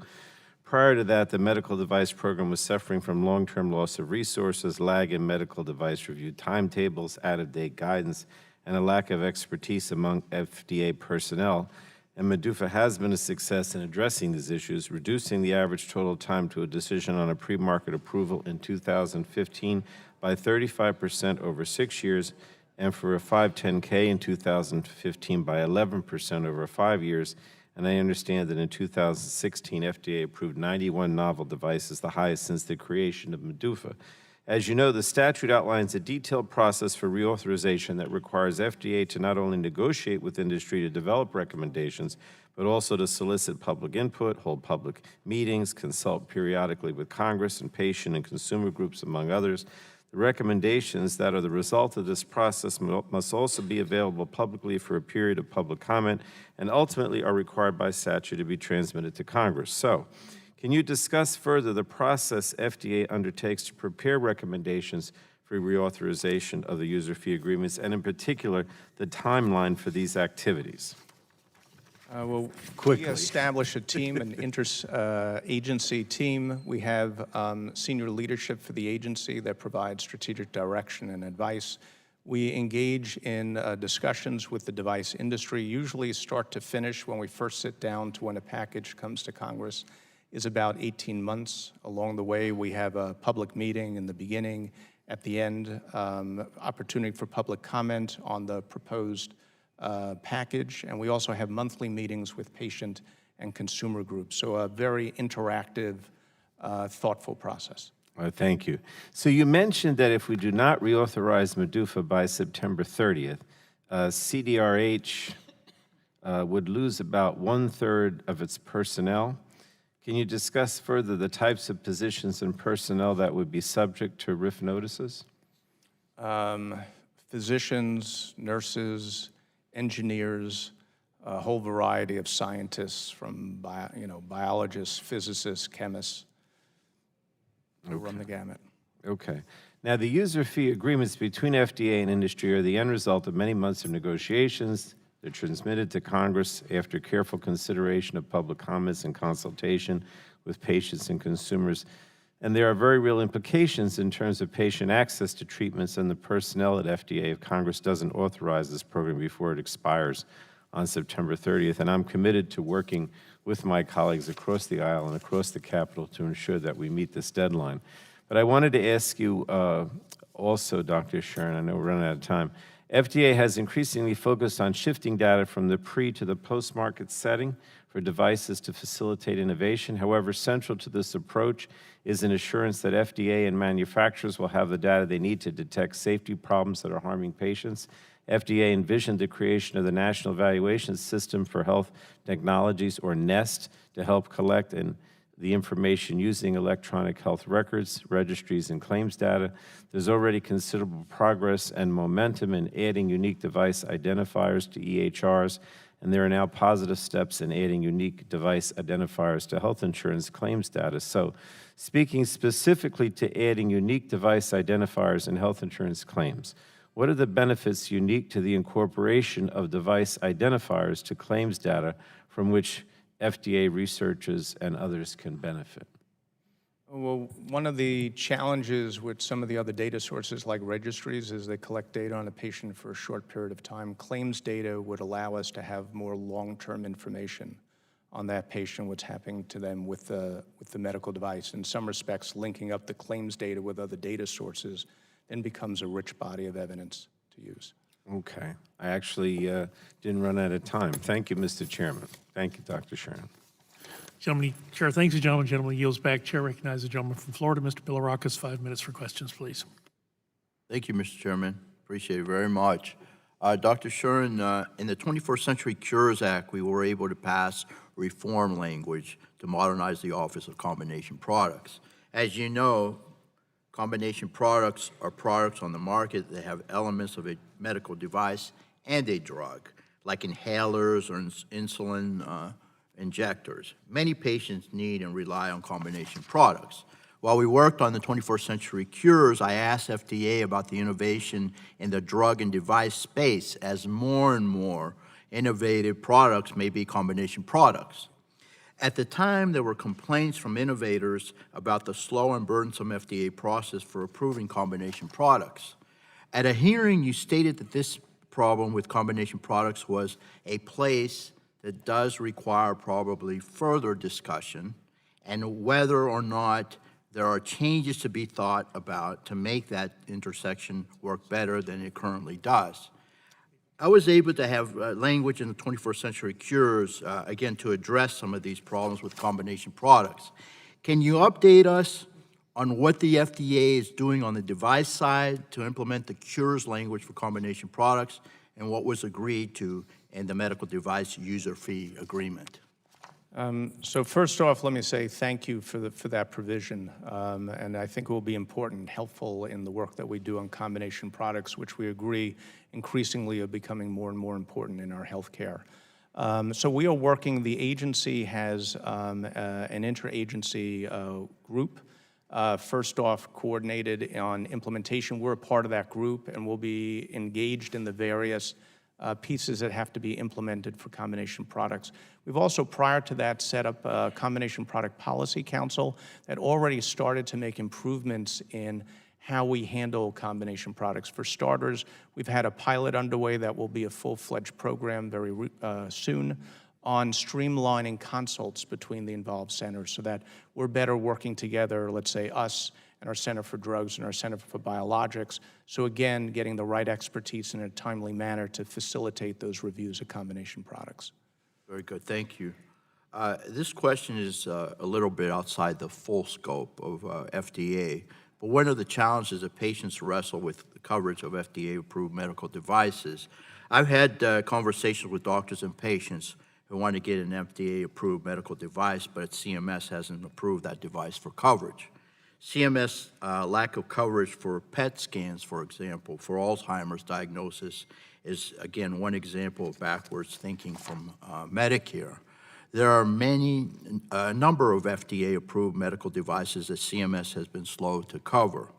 I know that FDA was working with CMS on these types of payer issues with the parallel review program. Can you update us on where things stand with your work with CMS and other payers? Do we see a reduction in devices getting covered? Do you have any metrics or data on how things have changed or improved? Well, this is an area we have devoted a lot of time and attention to because true patient access isn't just a technology on the market, particularly for more expensive technologies. If there isn't adequate reimbursement, then patients don't have real access to it. That said, CMS and payers operate under a different standard that's appropriate for payers versus a regulator like us. So we've been working with CMS and others. How do you streamline that pathway to market? And from market to coverage reimbursement. You mentioned parallel review, and that started as simply a process change, so that CMS could start engaging on a national coverage decision before we had approved the product. What we've now made available is for interested companies, and on a voluntary basis, and if CMS and we agree, they can come in, talk to us before they've done their big pivotal clinical trial so that they can design their evidence generation to meet the needs, the standards for FDA and the standard for CMS. And we have had some interest, and one product in particular went through that and probably saved 2 years for their time to ultimately get reimbursement. We've been working with CMS also about can we better leverage real-world evidence. This case of transcatheter aortic valve replacement, when we first approved it, we worked with 2 healthcare professional societies on setting up a registry and with CMS. So when we approved that device, Medicare covered it under a coverage with evidence development decision. And now every time we approve a new indication, it's automatically covered by Medicare, which is different than many other countries. The other thing we've done is set up a similar opportunity with private payers. Again, if a company would like to do it and the payer would like to do it, we're happy to have a meeting and share what our respective needs may be. Very good. Thank you, Doctor. I yield back.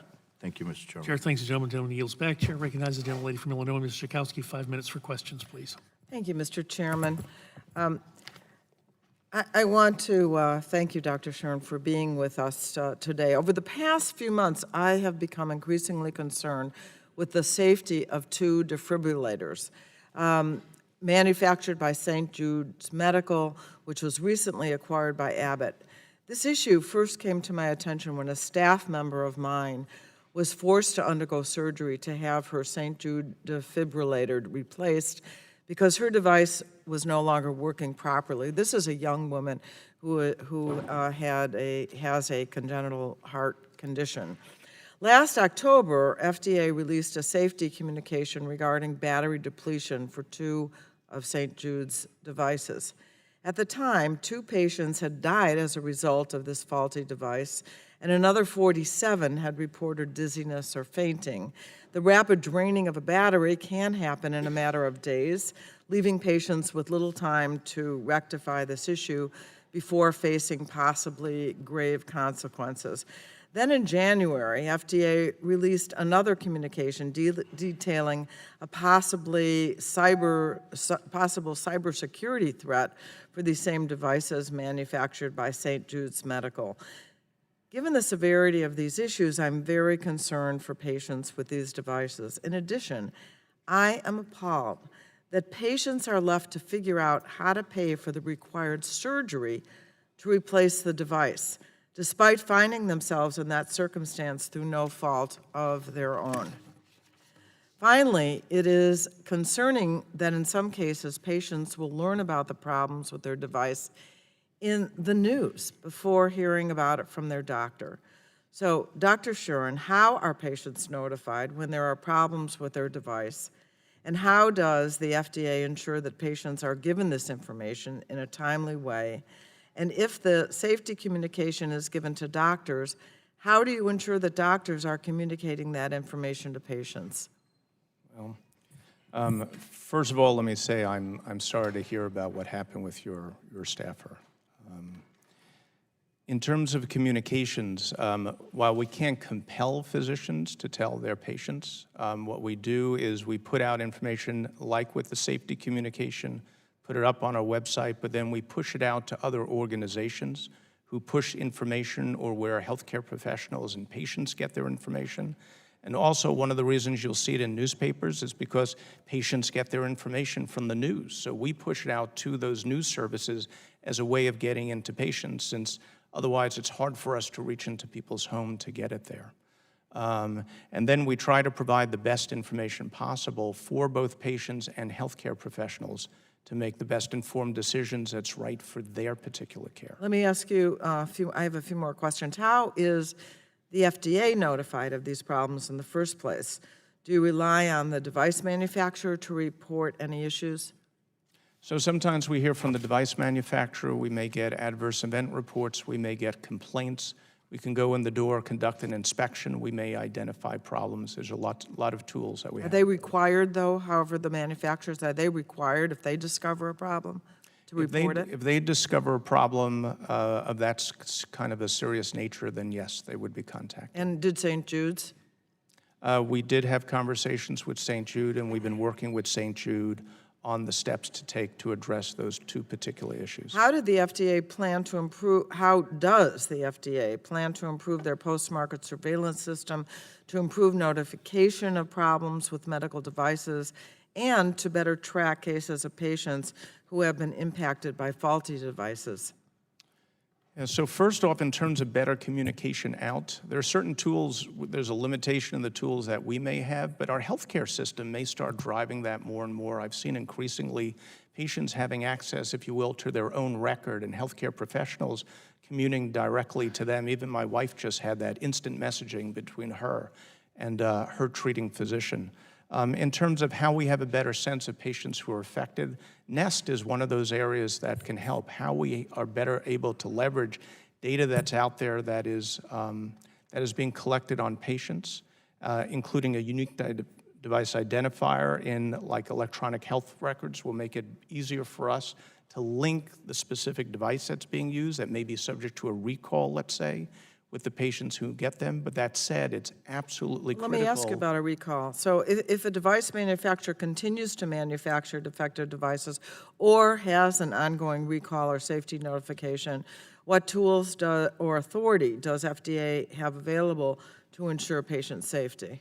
So we have a variety of enforcement tools. The first thing we'll do with a company is, will they work with us, resolve the problem? So in a recall, most of them are voluntary, because if we contact the company and they work with us, we can address that problem much more quickly than if we went with an FDA-mandated recall, which is going to take a lot more time.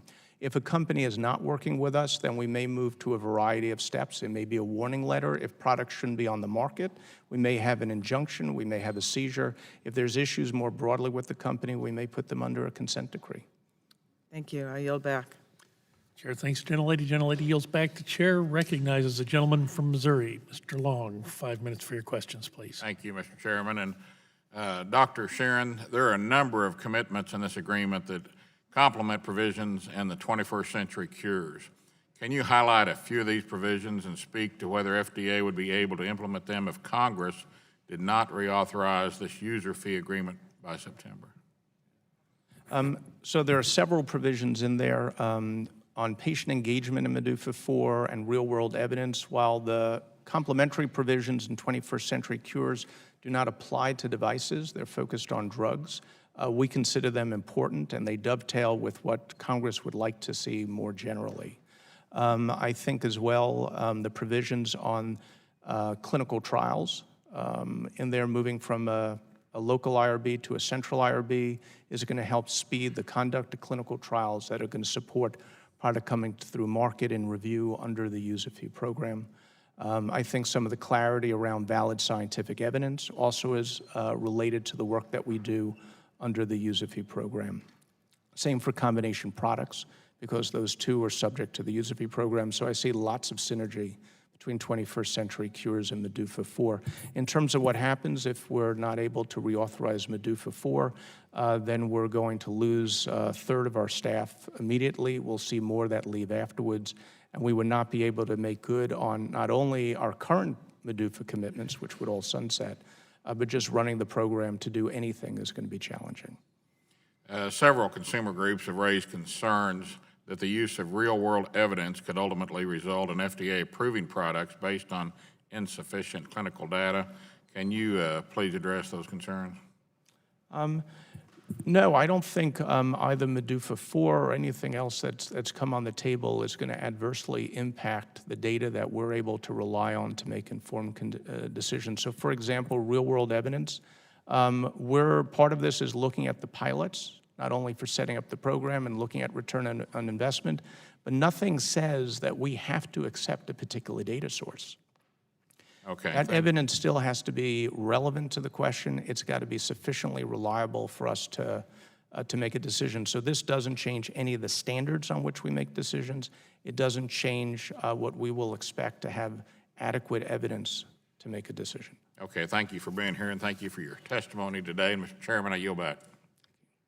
Gentleman yields back. Chair, thanks, the gentleman. Just a note, we will be going immediately to the second panel after the conclusion of Dr. Sharon's questions. Now, I would like to recognize the gentleman from New Jersey. 5 minutes for questions, please. Thank you very much, Mr. Chairman. Good morning to you, Dr. Sharon. I understand that in the most recent Medufa quarterly report, FDA's total time metrics to review pre-market approval devices rising. This is not the direction any of us wish to see things go. Do you know what's behind the increase and what sort of tools are included in the new Medufa agreement that might help prevent these sorts of total time increases in the future? No, we have seen a small uptick, but we're in the process of looking into it. We're looking into a variety of factors. One had mentioned is the increased workload we saw in Medufa 3. Particularly from, for example, submissions from some of the most innovative technologies. So on the one hand, we're seeing more innovative technology come to the U.S. That's a good sign. It also means the workload goes up with it, and that might be one of the contributors, but we'll have a better sense in the coming weeks. I think Medufa 4 is going to help in terms of providing more resources for the people that we need for doing the work, to enhance some of our IT systems, to establish a quality management system, which also can drive greater efficiencies, and other steps that I think will drive greater consistency as well in our work. And all of that will help us have a better running program. Thank you very much, Doctor. I've heard from many device companies that the pre-submission process has been a positive addition that was established in the previous Medufa agreement, and that it helps improve consistency and predictability in the device review process. Doctor, would you please explain what the pre-submission process is and how the next Medufa agreement will improve upon it? So pre-submission process is an opportunity for a company to request to meet with the agency to have specific questions answered. And traditionally, a lot of times this is around what evidence do they need to bring a product to market. What Medufa 4 will do is it puts in performance goals for the timing of those meetings. It would have us commit to provide answers to the questions that are being asked at least 5 days before the meeting. And then a company may be, you know what, we don't even need to meet, or we can meet, but we'll have a better informed discussion because we already got feedback from the center. Thank you very much, Dr. Sharon. And Mr. Chairman, I yield back 2 minutes, 34 seconds. Chair thanks the gentleman for his generosity. The gentleman yields back. Dr. Sharon, this was not a plant, I guess, but on Gene Green's desk was a printout of the Houston Chronicle from, I guess, this morning, today's Houston Chronicle, and you were asked the question about what's on the horizon, and you mentioned robotics, you mentioned minimally invasive surgery. So here on the front page of the Houston Chronicle, where, after all, heart surgery was invented, right, Mr. Green? Well, maybe not. Maybe a little bit of poetic license. I went to medical school in Houston, so I've got a lot of affection for the city. But there's an article on the front page about doing just what you talked about, replacing an aortic valve through a tiny little incision in the chest rather than, and sparing that patient what used to be a much more major operation just to expose the operative field in order to replace the valve. So truly game changer, truly groundbreaking, and we've been part of it this morning, for which we're all extremely fortunate. Mr. Chairman, since you mentioned that, Dr. DeBakey and Dr. Cooley, who have since passed away, but they set for heart surgery is just amazing in the Texas Medical Center, one at Baylor College of Medicine, another at University of Texas Health Science Center there. So, thank you. Thank you for that plug. And again, Dr. Shuren, seeing no other members wishing to ask questions, we are going to conclude this portion of the hearing. And as we transition to our second panel of witnesses, Dr. Shuren, especially, we want to thank you for spending so much time with us this morning, for being willing to come back to our committee and our subcommittee and give us the current update on the medical device user fee agreements. And again, I would just stress that we all look forward to having that accomplished. And I realize there may be people who talk about improvements along the way. We welcome that discussion, but make no mistake about it, we are going to get our work done. And we will have it done in a timely fashion. So thank you much, Dr. Shuren, for your time this morning. And we'll go immediately to our second panel, who I will introduce in just a moment. Dr. Shuren, you're excused. Thank you.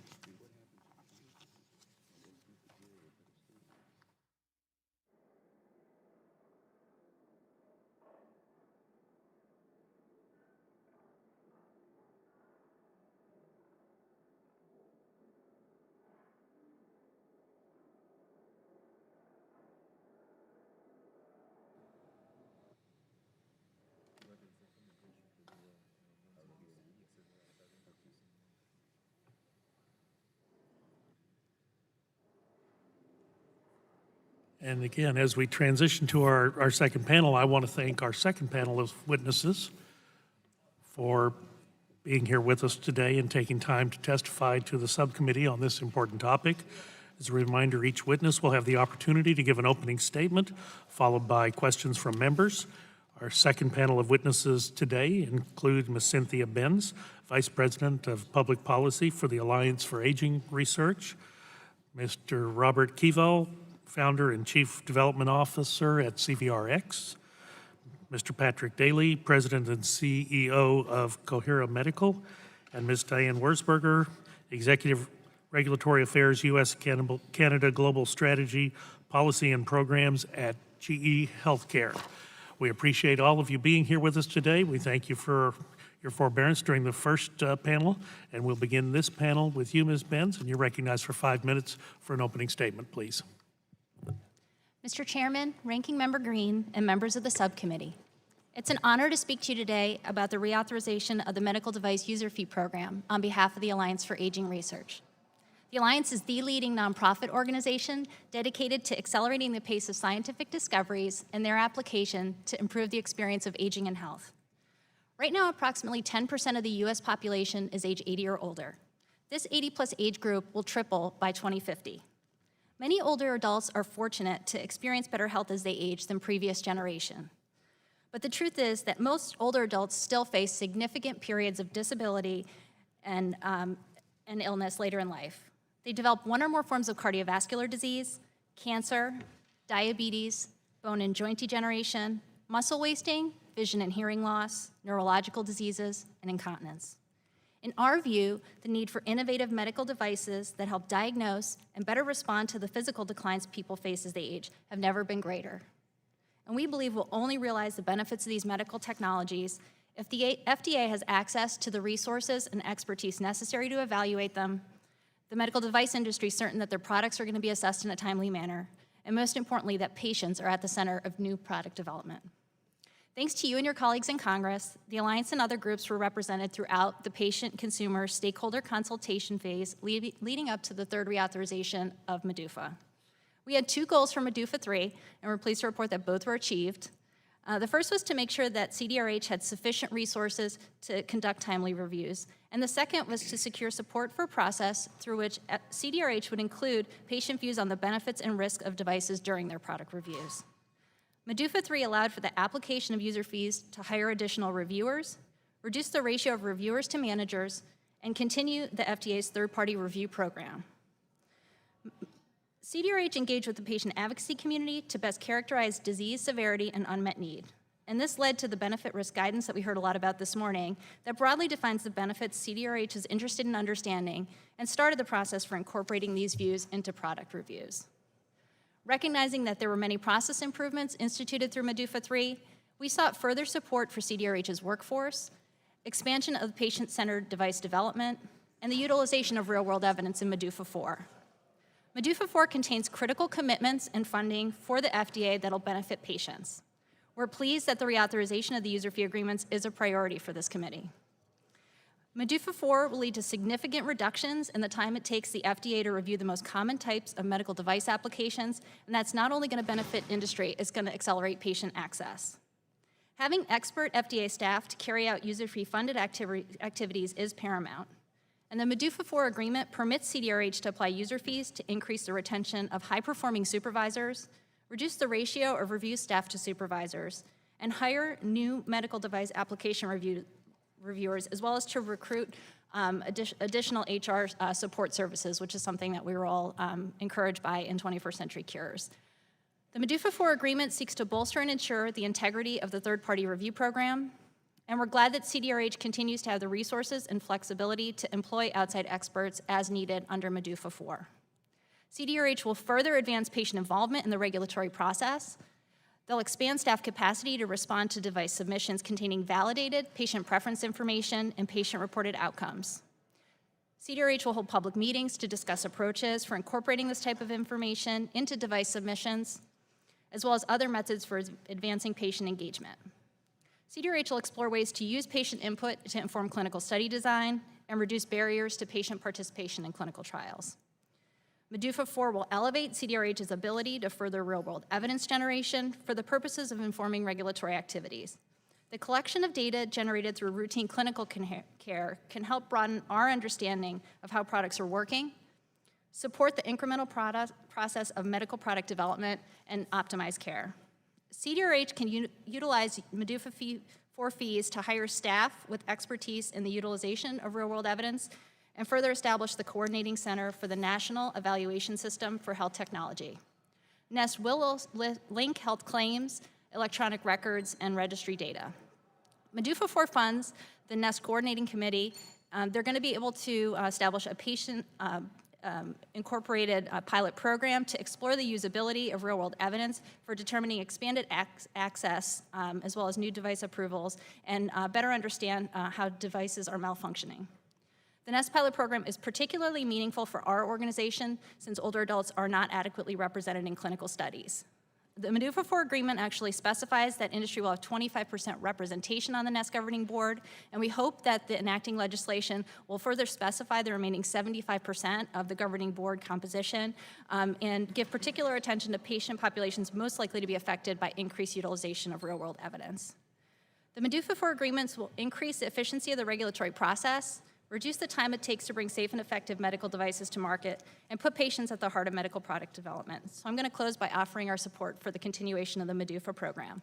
Thank you for the opportunity to present our views today.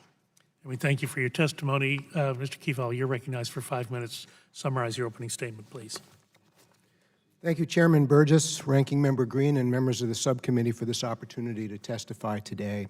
My name is Robert Keeval, and I'm the founder of CVRX, a small company that provides implantable medical technologies to treat patients suffering from heart failure and problematic high blood pressure.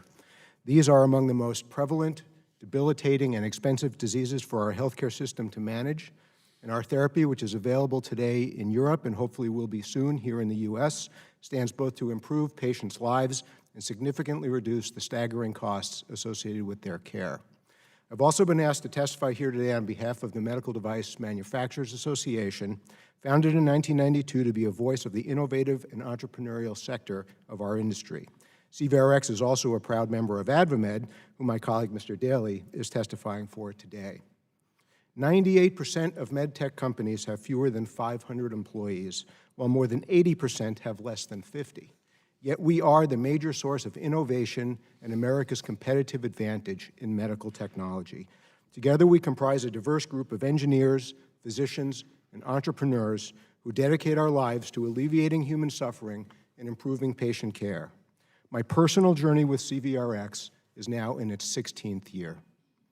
As a small company with one product and no other revenue streams, CVRX, like many others in our position, is dependent on outside investment to be able to continue our work.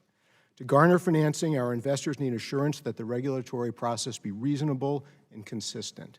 Our capital is limited and precious, and regulatory delays can have devastating consequences for our company and for the patients who we're working to serve. Over the past 5 years under MDUFA 3, the FDA Safety and Innovation Act, and FDA's commitment to those reforms, the regulatory process has become more reasonable, consistent, and transparent. With the additional resources provided in MDUFA 4, and if implemented correctly, we believe that this proposed agreement can help further improve access for American citizens to safe and effective new medical technologies. While speed is always important when lives hang in the balance, our membership overwhelmingly endorsed prioritizing quality, predictability, and transparency in our negotiations. MDUFA 4 includes important updates and new elements to strengthen and balance the regulatory environment. Here are a few highlights. There are new provisions to include consideration of patients' perspectives in the design of clinical trials, which will help tie product evaluation to outcomes that are important to patients. A pilot to establish the value of real-world evidence and linkages among data sources to enable greater use of this information to accelerate patient access in the pre-market setting. To help keep the review process focused, reviewers would now be asked to cite the specific justification and applicable regulation for any deficiency letter or data requests that they issue. This will ensure that queries are meaningful and that time spent by both parties to resolve them is productive. A new quality management program will help FDA remain efficient as it continues to grow and evolve. The quality team will monitor and report on performance across the various branches of the agency and help ensure that deficiencies and inefficiencies are identified and addressed. This will provide more transparency within the FDA and help ensure that our new heart failure therapy receives the same quality of review in the cardiovascular division that a new incontinence treatment would in the urology division. Finally, the agreement establishes new performance goals aimed at placing new technologies into the hands of patients and providers within a reasonable period of time. These include updated decision time targets for 510Ks and PMAs, and now also review time goals for de novo technologies and pre-submissions. We believe that MDUFA 4 can strengthen and provide increased confidence in the regulatory process. We also acknowledge that it's incumbent upon our industry to ensure that our work and our submissions are also of the highest quality. We thank FDA for these productive negotiations, and we look forward to continuing to work with them and with you to maintain a regulatory environment that rewards innovation while ensuring patient care. Surely our healthcare system will continue to face pressing challenges in the 21st century. Patients and providers will continue to seek therapies that alleviate suffering and save lives. My colleagues and I remain committed to finding the solutions they need and to working with our fellow stakeholders in the healthcare ecosystem to deliver these as quickly and efficiently as possible. Thank you very much. And the Chair thanks the gentleman for his testimony. Mr. Daly, you're recognized for 5 minutes to summarize your opening statement, please. Thank you, Chairman Burgess and Ranking Member Green and members of the committee for the opportunity to testify today. My name is Patrick Daly, and I'm the President and CEO of Coherent Medical. Coherent Medical is a rapidly growing North Carolina-based medical device company with 36 full-time employees and over 18 contract employees. Coherent Medical develops surgical adhesives and sealants, including the first synthetic adhesive approved for internal use. I'm pleased to testify today on the medical device user fee agreement on behalf of AdvaMed. Collectively, the medical device industry is committed to ensuring patient access to life-saving and life-enhancing devices and other advanced medical technologies. I am very optimistic about what this industry can do for patients if the right policies are in place. I've been encouraged by the progress at FDA's Device Center in recent years, but the innovation ecosystem that supports our industry remains stressed. One key barometer of the health of our ecosystem is the level of investment in startup companies. Unfortunately, we have seen a sharp decline in the number of new medical device technology startup companies each year and decreased venture capital investment. The time horizon for getting a new innovation from the bench to the bedside remains far too long, and as a result, investors are looking elsewhere. Despite these concerning statistics, we believe we are on the right track at FDA's Device Center, and that recent progress, combined with the provisions of this new user fee agreement, promise to keep things headed in the right direction and strengthen the medtech innovation ecosystem.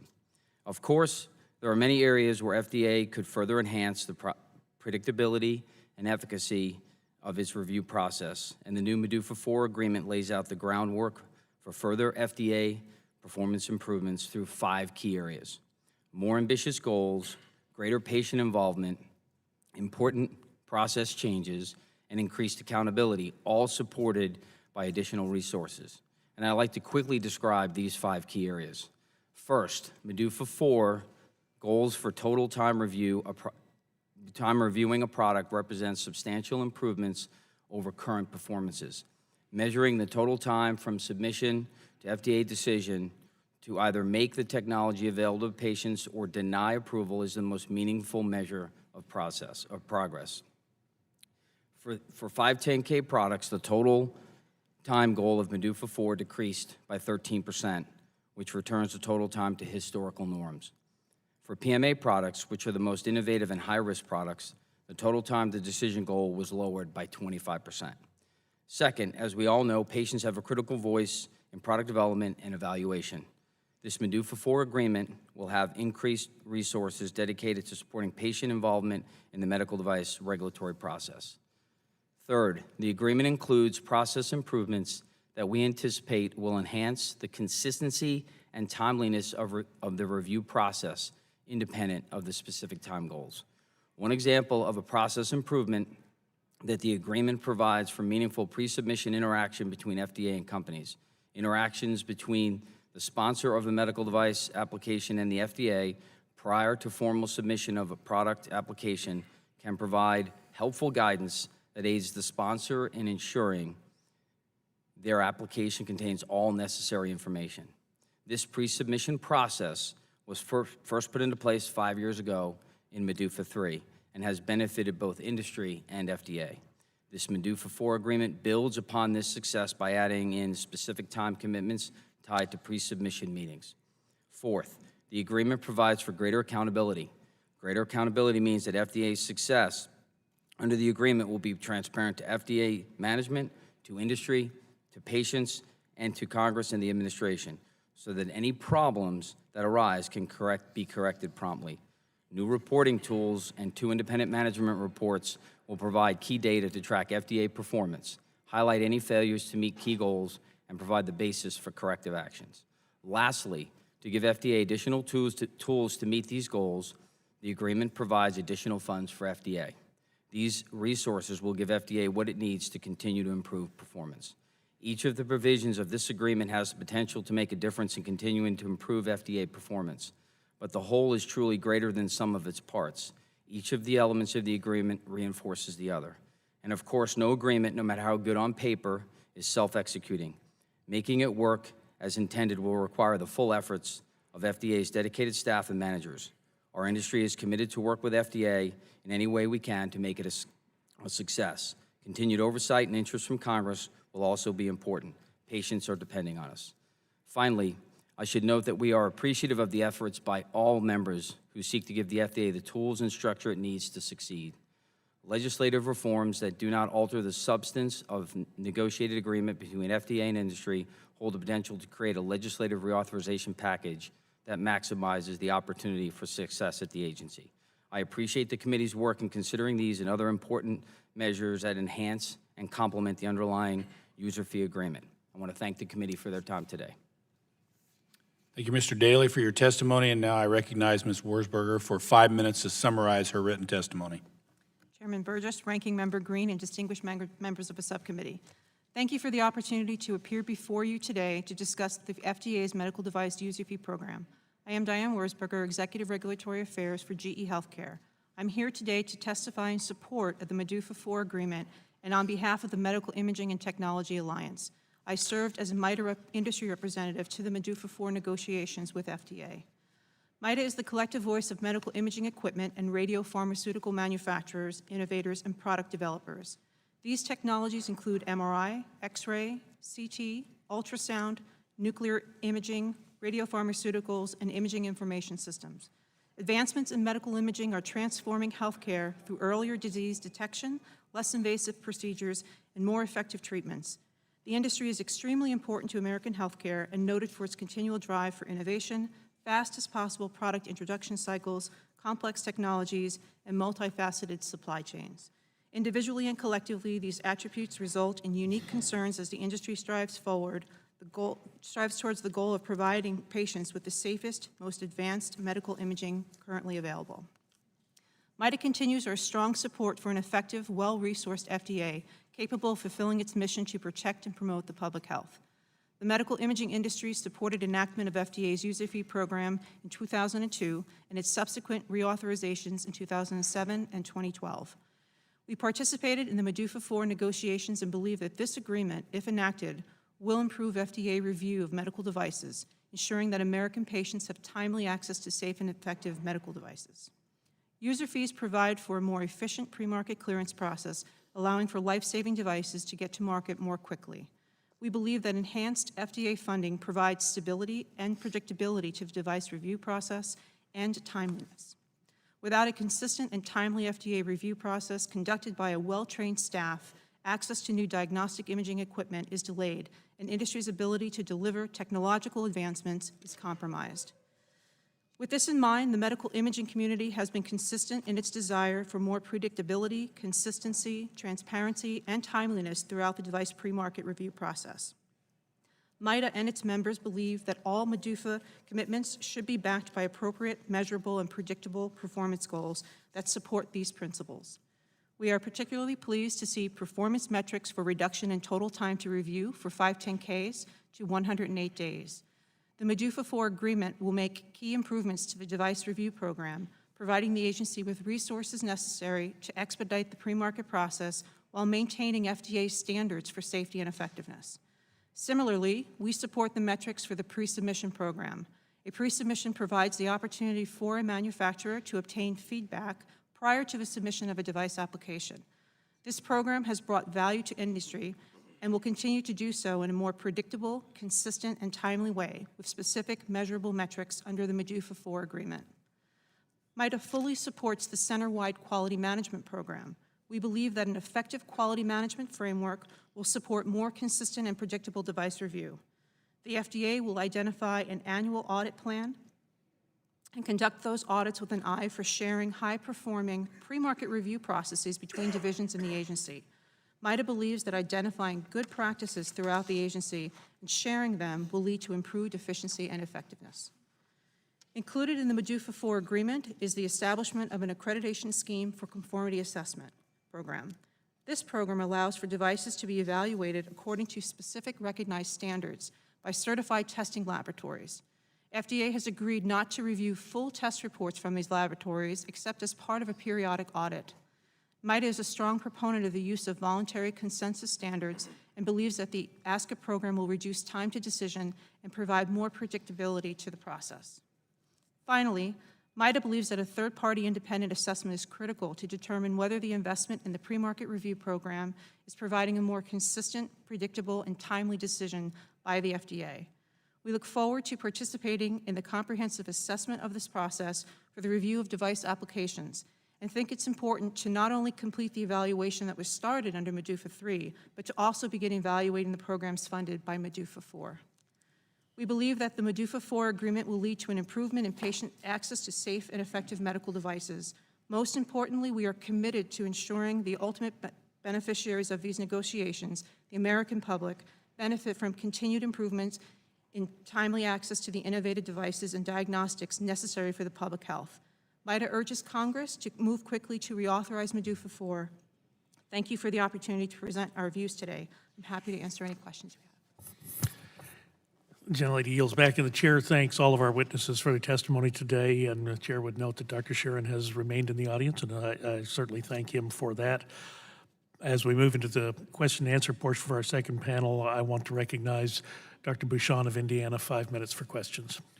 Thank you, Mr. Chairman. Mr. Daly, I know that the medical device industry is dominated by small companies. Indiana has over 300 medical device companies, including small companies all the way to some of the big name companies that all of us know. So my question is I understand the MDUFA agreement has some provisions in there that are directed towards smaller companies. Can you explain these provisions that are helpful to smaller companies? Thank you very much. I think the overall climate at FDA is helpful for small companies. Obviously, we do not have the staff that a larger company would, So one example is what Dr. Shuren mentioned this morning is the pre-ID meetings, having those communications prior to the meetings. Right now, we get those now 5 days in advance. It allows us to prepare. More importantly, it allows FDA to ask questions and have timely manner. I'll give you an example prior to this when we were still in a slower stage. We had a personal example of we flew my team down here for a meeting that, we got the questions the night before. I don't think it was as effective a meeting, and I do want to compliment Dr. Shuren, Dr. Maisel, and his entire staff for really putting a lot of effort into this over the last 4 or 5 years to make that a better process. Thank you. And just a general question of interest to me, to anyone. I'll start with you, Ms. Wurzburger. A more, what I would call streamlined and effective review process that cuts down on the time to get a product to the marketplace. What would you estimate is the potential savings to overall medical costs and to your ability to get products to the market? Because if you stretch out a process and it takes you longer, it costs you more money. I mean, do you have any thoughts on, just general thoughts on that and what the importance of a process that works as expediently as possible? I believe an efficient process, a more predictable process, allows a manufacturer to plan internally for their own quality system processes and those other testing requirements that are needed to prepare that submission effectively. I would say that just generally with diagnostic imaging and the technologies, as we're able to bring those to the market more efficiently and more timely, that there is an impact on the overall healthcare cost, I believe, on the system, as we're able to have innovations that will better diagnose patients and perhaps impact a patient's treatment plan more rapidly. Yeah, I think I'll just comment on it. I think I was a cardiovascular and thoracic surgeon before I was in Congress, and you can't underestimate the long-term savings of getting really innovative products to patients earlier, because if it improves their, and some people have mentioned that, if it improves people's quality of life and keeps them out of the hospital and keeps them getting constantly more expensive medical care over a prolonged period of time, which could be decades even, that's something that I think is extremely important. Does anyone else have any comments on Mr. Caval? Thank you. First off, with the diseases that we treat, particularly heart failure, survival is a big problem. Annual mortality rates in heart failure can be over 10%. 5-year mortality is over 50%. So really, time is life, with our therapies. And to your point, our therapies are intended to return patients to full life, keep them out of the hospital, which is a major source of financial burden to the healthcare system. Even as a small company with the most efficient operations that we can muster, our monthly burn rate exceeds $1 million a month. So every month of delay, due to whether it's for good reason or not for good reason, is another $1 million turn of the crank for our company. That's money that is taken away from innovation and further efficiency in the system. So I think that streamlining the system can have lots of benefits, from saving lives, improving lives, reducing cost, and fostering innovation. And I think it was you that mentioned the ability to attract venture capital investment in startup companies or smaller companies is impacted by this also, by this process, right? Absolutely. I think it's, as we look, two big hurdles for companies in our position have both been talked about: regulatory approval and then reimbursement. And reimbursement is not the focus of this panel. But the more that we can do to provide a sense of assurance and confidence to prospective investors in the function of these processes, not necessarily in the outcome, but in the efficient function of these processes, the more they are going to be interested in returning to participate. I yield back, Mr. Chairman. Gentleman yields back. Chair thanks the gentleman. Chair recognizes the gentleman from Houston, Texas, Mr. Green, the ranking member of the subcommittee. Only because he's from Denton, Texas, so we don't have to have an interpreter. Recognize 5 minutes for questions. Thank you. Thank you, Mr. Chairman. Our committee and I worked on breakthrough pathway for devices precision. It was in the 21st Century Cures, and delighted the provisions now in law. Mr. Daly, in my understanding, your company received expedited access pathway or EAP designation for one of your products, which was the precursor to the breakthrough designation. Can you explain what the EAP program is and what it means for your company? Congressman Green, thank you for the question. As a sidebar, I was a sales representative for Dr. DeBakey down in Houston 25 years ago, so you brought back some memories. I have a picture that's probably 25 years old. So the expedited access pathway, basically for us as our company, our product is called Silas. It's a second PMA product, a pre-market approved product that we have. And what it does is it is a sealant that goes around a staple or suture line for colorectal surgery or gastric bypass surgery. What this does is it reduces leaks by 70%. What this has been able to do through the EAP program is take about a year and a half off the process to get into a pilot study. And as it was mentioned here, at $1 million a month, that's a significant savings. We are really excited that we were the first product approved through the EAP program, and we are working through that. What it's done, too, for us as an investor or as a company is we brought in some pretty significant investment. Over $50 million came because of our EAP designation. So it's been a very big windfall for us. It's not often that members of Congress hear something that goes right. Normally we hear that it goes wrong. And thank you, I'm excited about the potential not only for but the breakthrough pathway for medical devices, and please the agreement sure. Mr. Caveau, you mentioned your testimony that agreement includes new performance goals aimed at getting new technologies to patients by including updated decision time targets for 510Ks and PMAs and review time goals for de novo technologies and pre-submissions. Can you elaborate on these enhanced performance goals and how you feel they would benefit industry and the patients? Yes, thank you for that question. And by the way, we are also participating in the Expedited Access Pathway Program, and I would echo Mr. Daly's comments on that. So, from my perspective, I think speed is a great byproduct of an improved regulatory process. But I'm not sure that, I interpret the new performance goals under MDUFA 4 as speed for speed's sake. I think there are important improvements to the process, important efficiencies to be gained, and that we can expect as a result greater speed because there's less wasted time, less unnecessary questions and going back and forth between innovators and the FDA. So, the goals are meaningful because, once again, it's going to enhance access to patients whose lives hang in the balance, at least with the diseases that we're treating. It's going to make sure that resources are used most efficiently for innovation purposes. It's going to provide predictability for the investment community. So I think it's going to have, these new goals are going to have a myriad forms of benefits, but again, as a byproduct of an improved process, not as a means to an end in and of themselves. Thank you. Ms. Wurzberger, do you have anything to add to that question?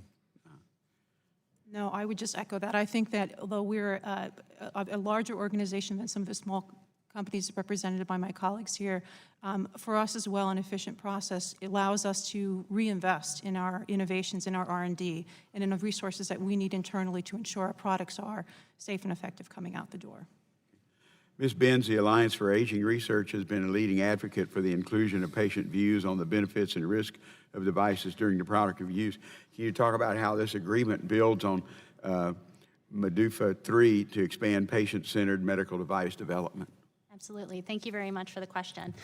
The one thing that I point to that was most beneficial to organizations like ours was the ability to interact with CDRH right from the start in defining what the unmet needs were for patients as well as what their most important benefits were that they were going to potentially see from medical products. And I would give Dr. Shuren and the rest of the staff at CDRH a lot of credit for how comprehensive that risk-benefit guidance really was, and setting the stage for a framework where not only developers can really be be pointing to the criteria that CDRH was going to use for evaluating benefit risks, but also groups like ours could play more of a proactive role in identifying different types of research that could better fill those gaps and lead to endpoints that were going to be more meaningful to patients. And I'd say that the next step that CDRH really took was the establishment of their Patient Engagement Advisory Council.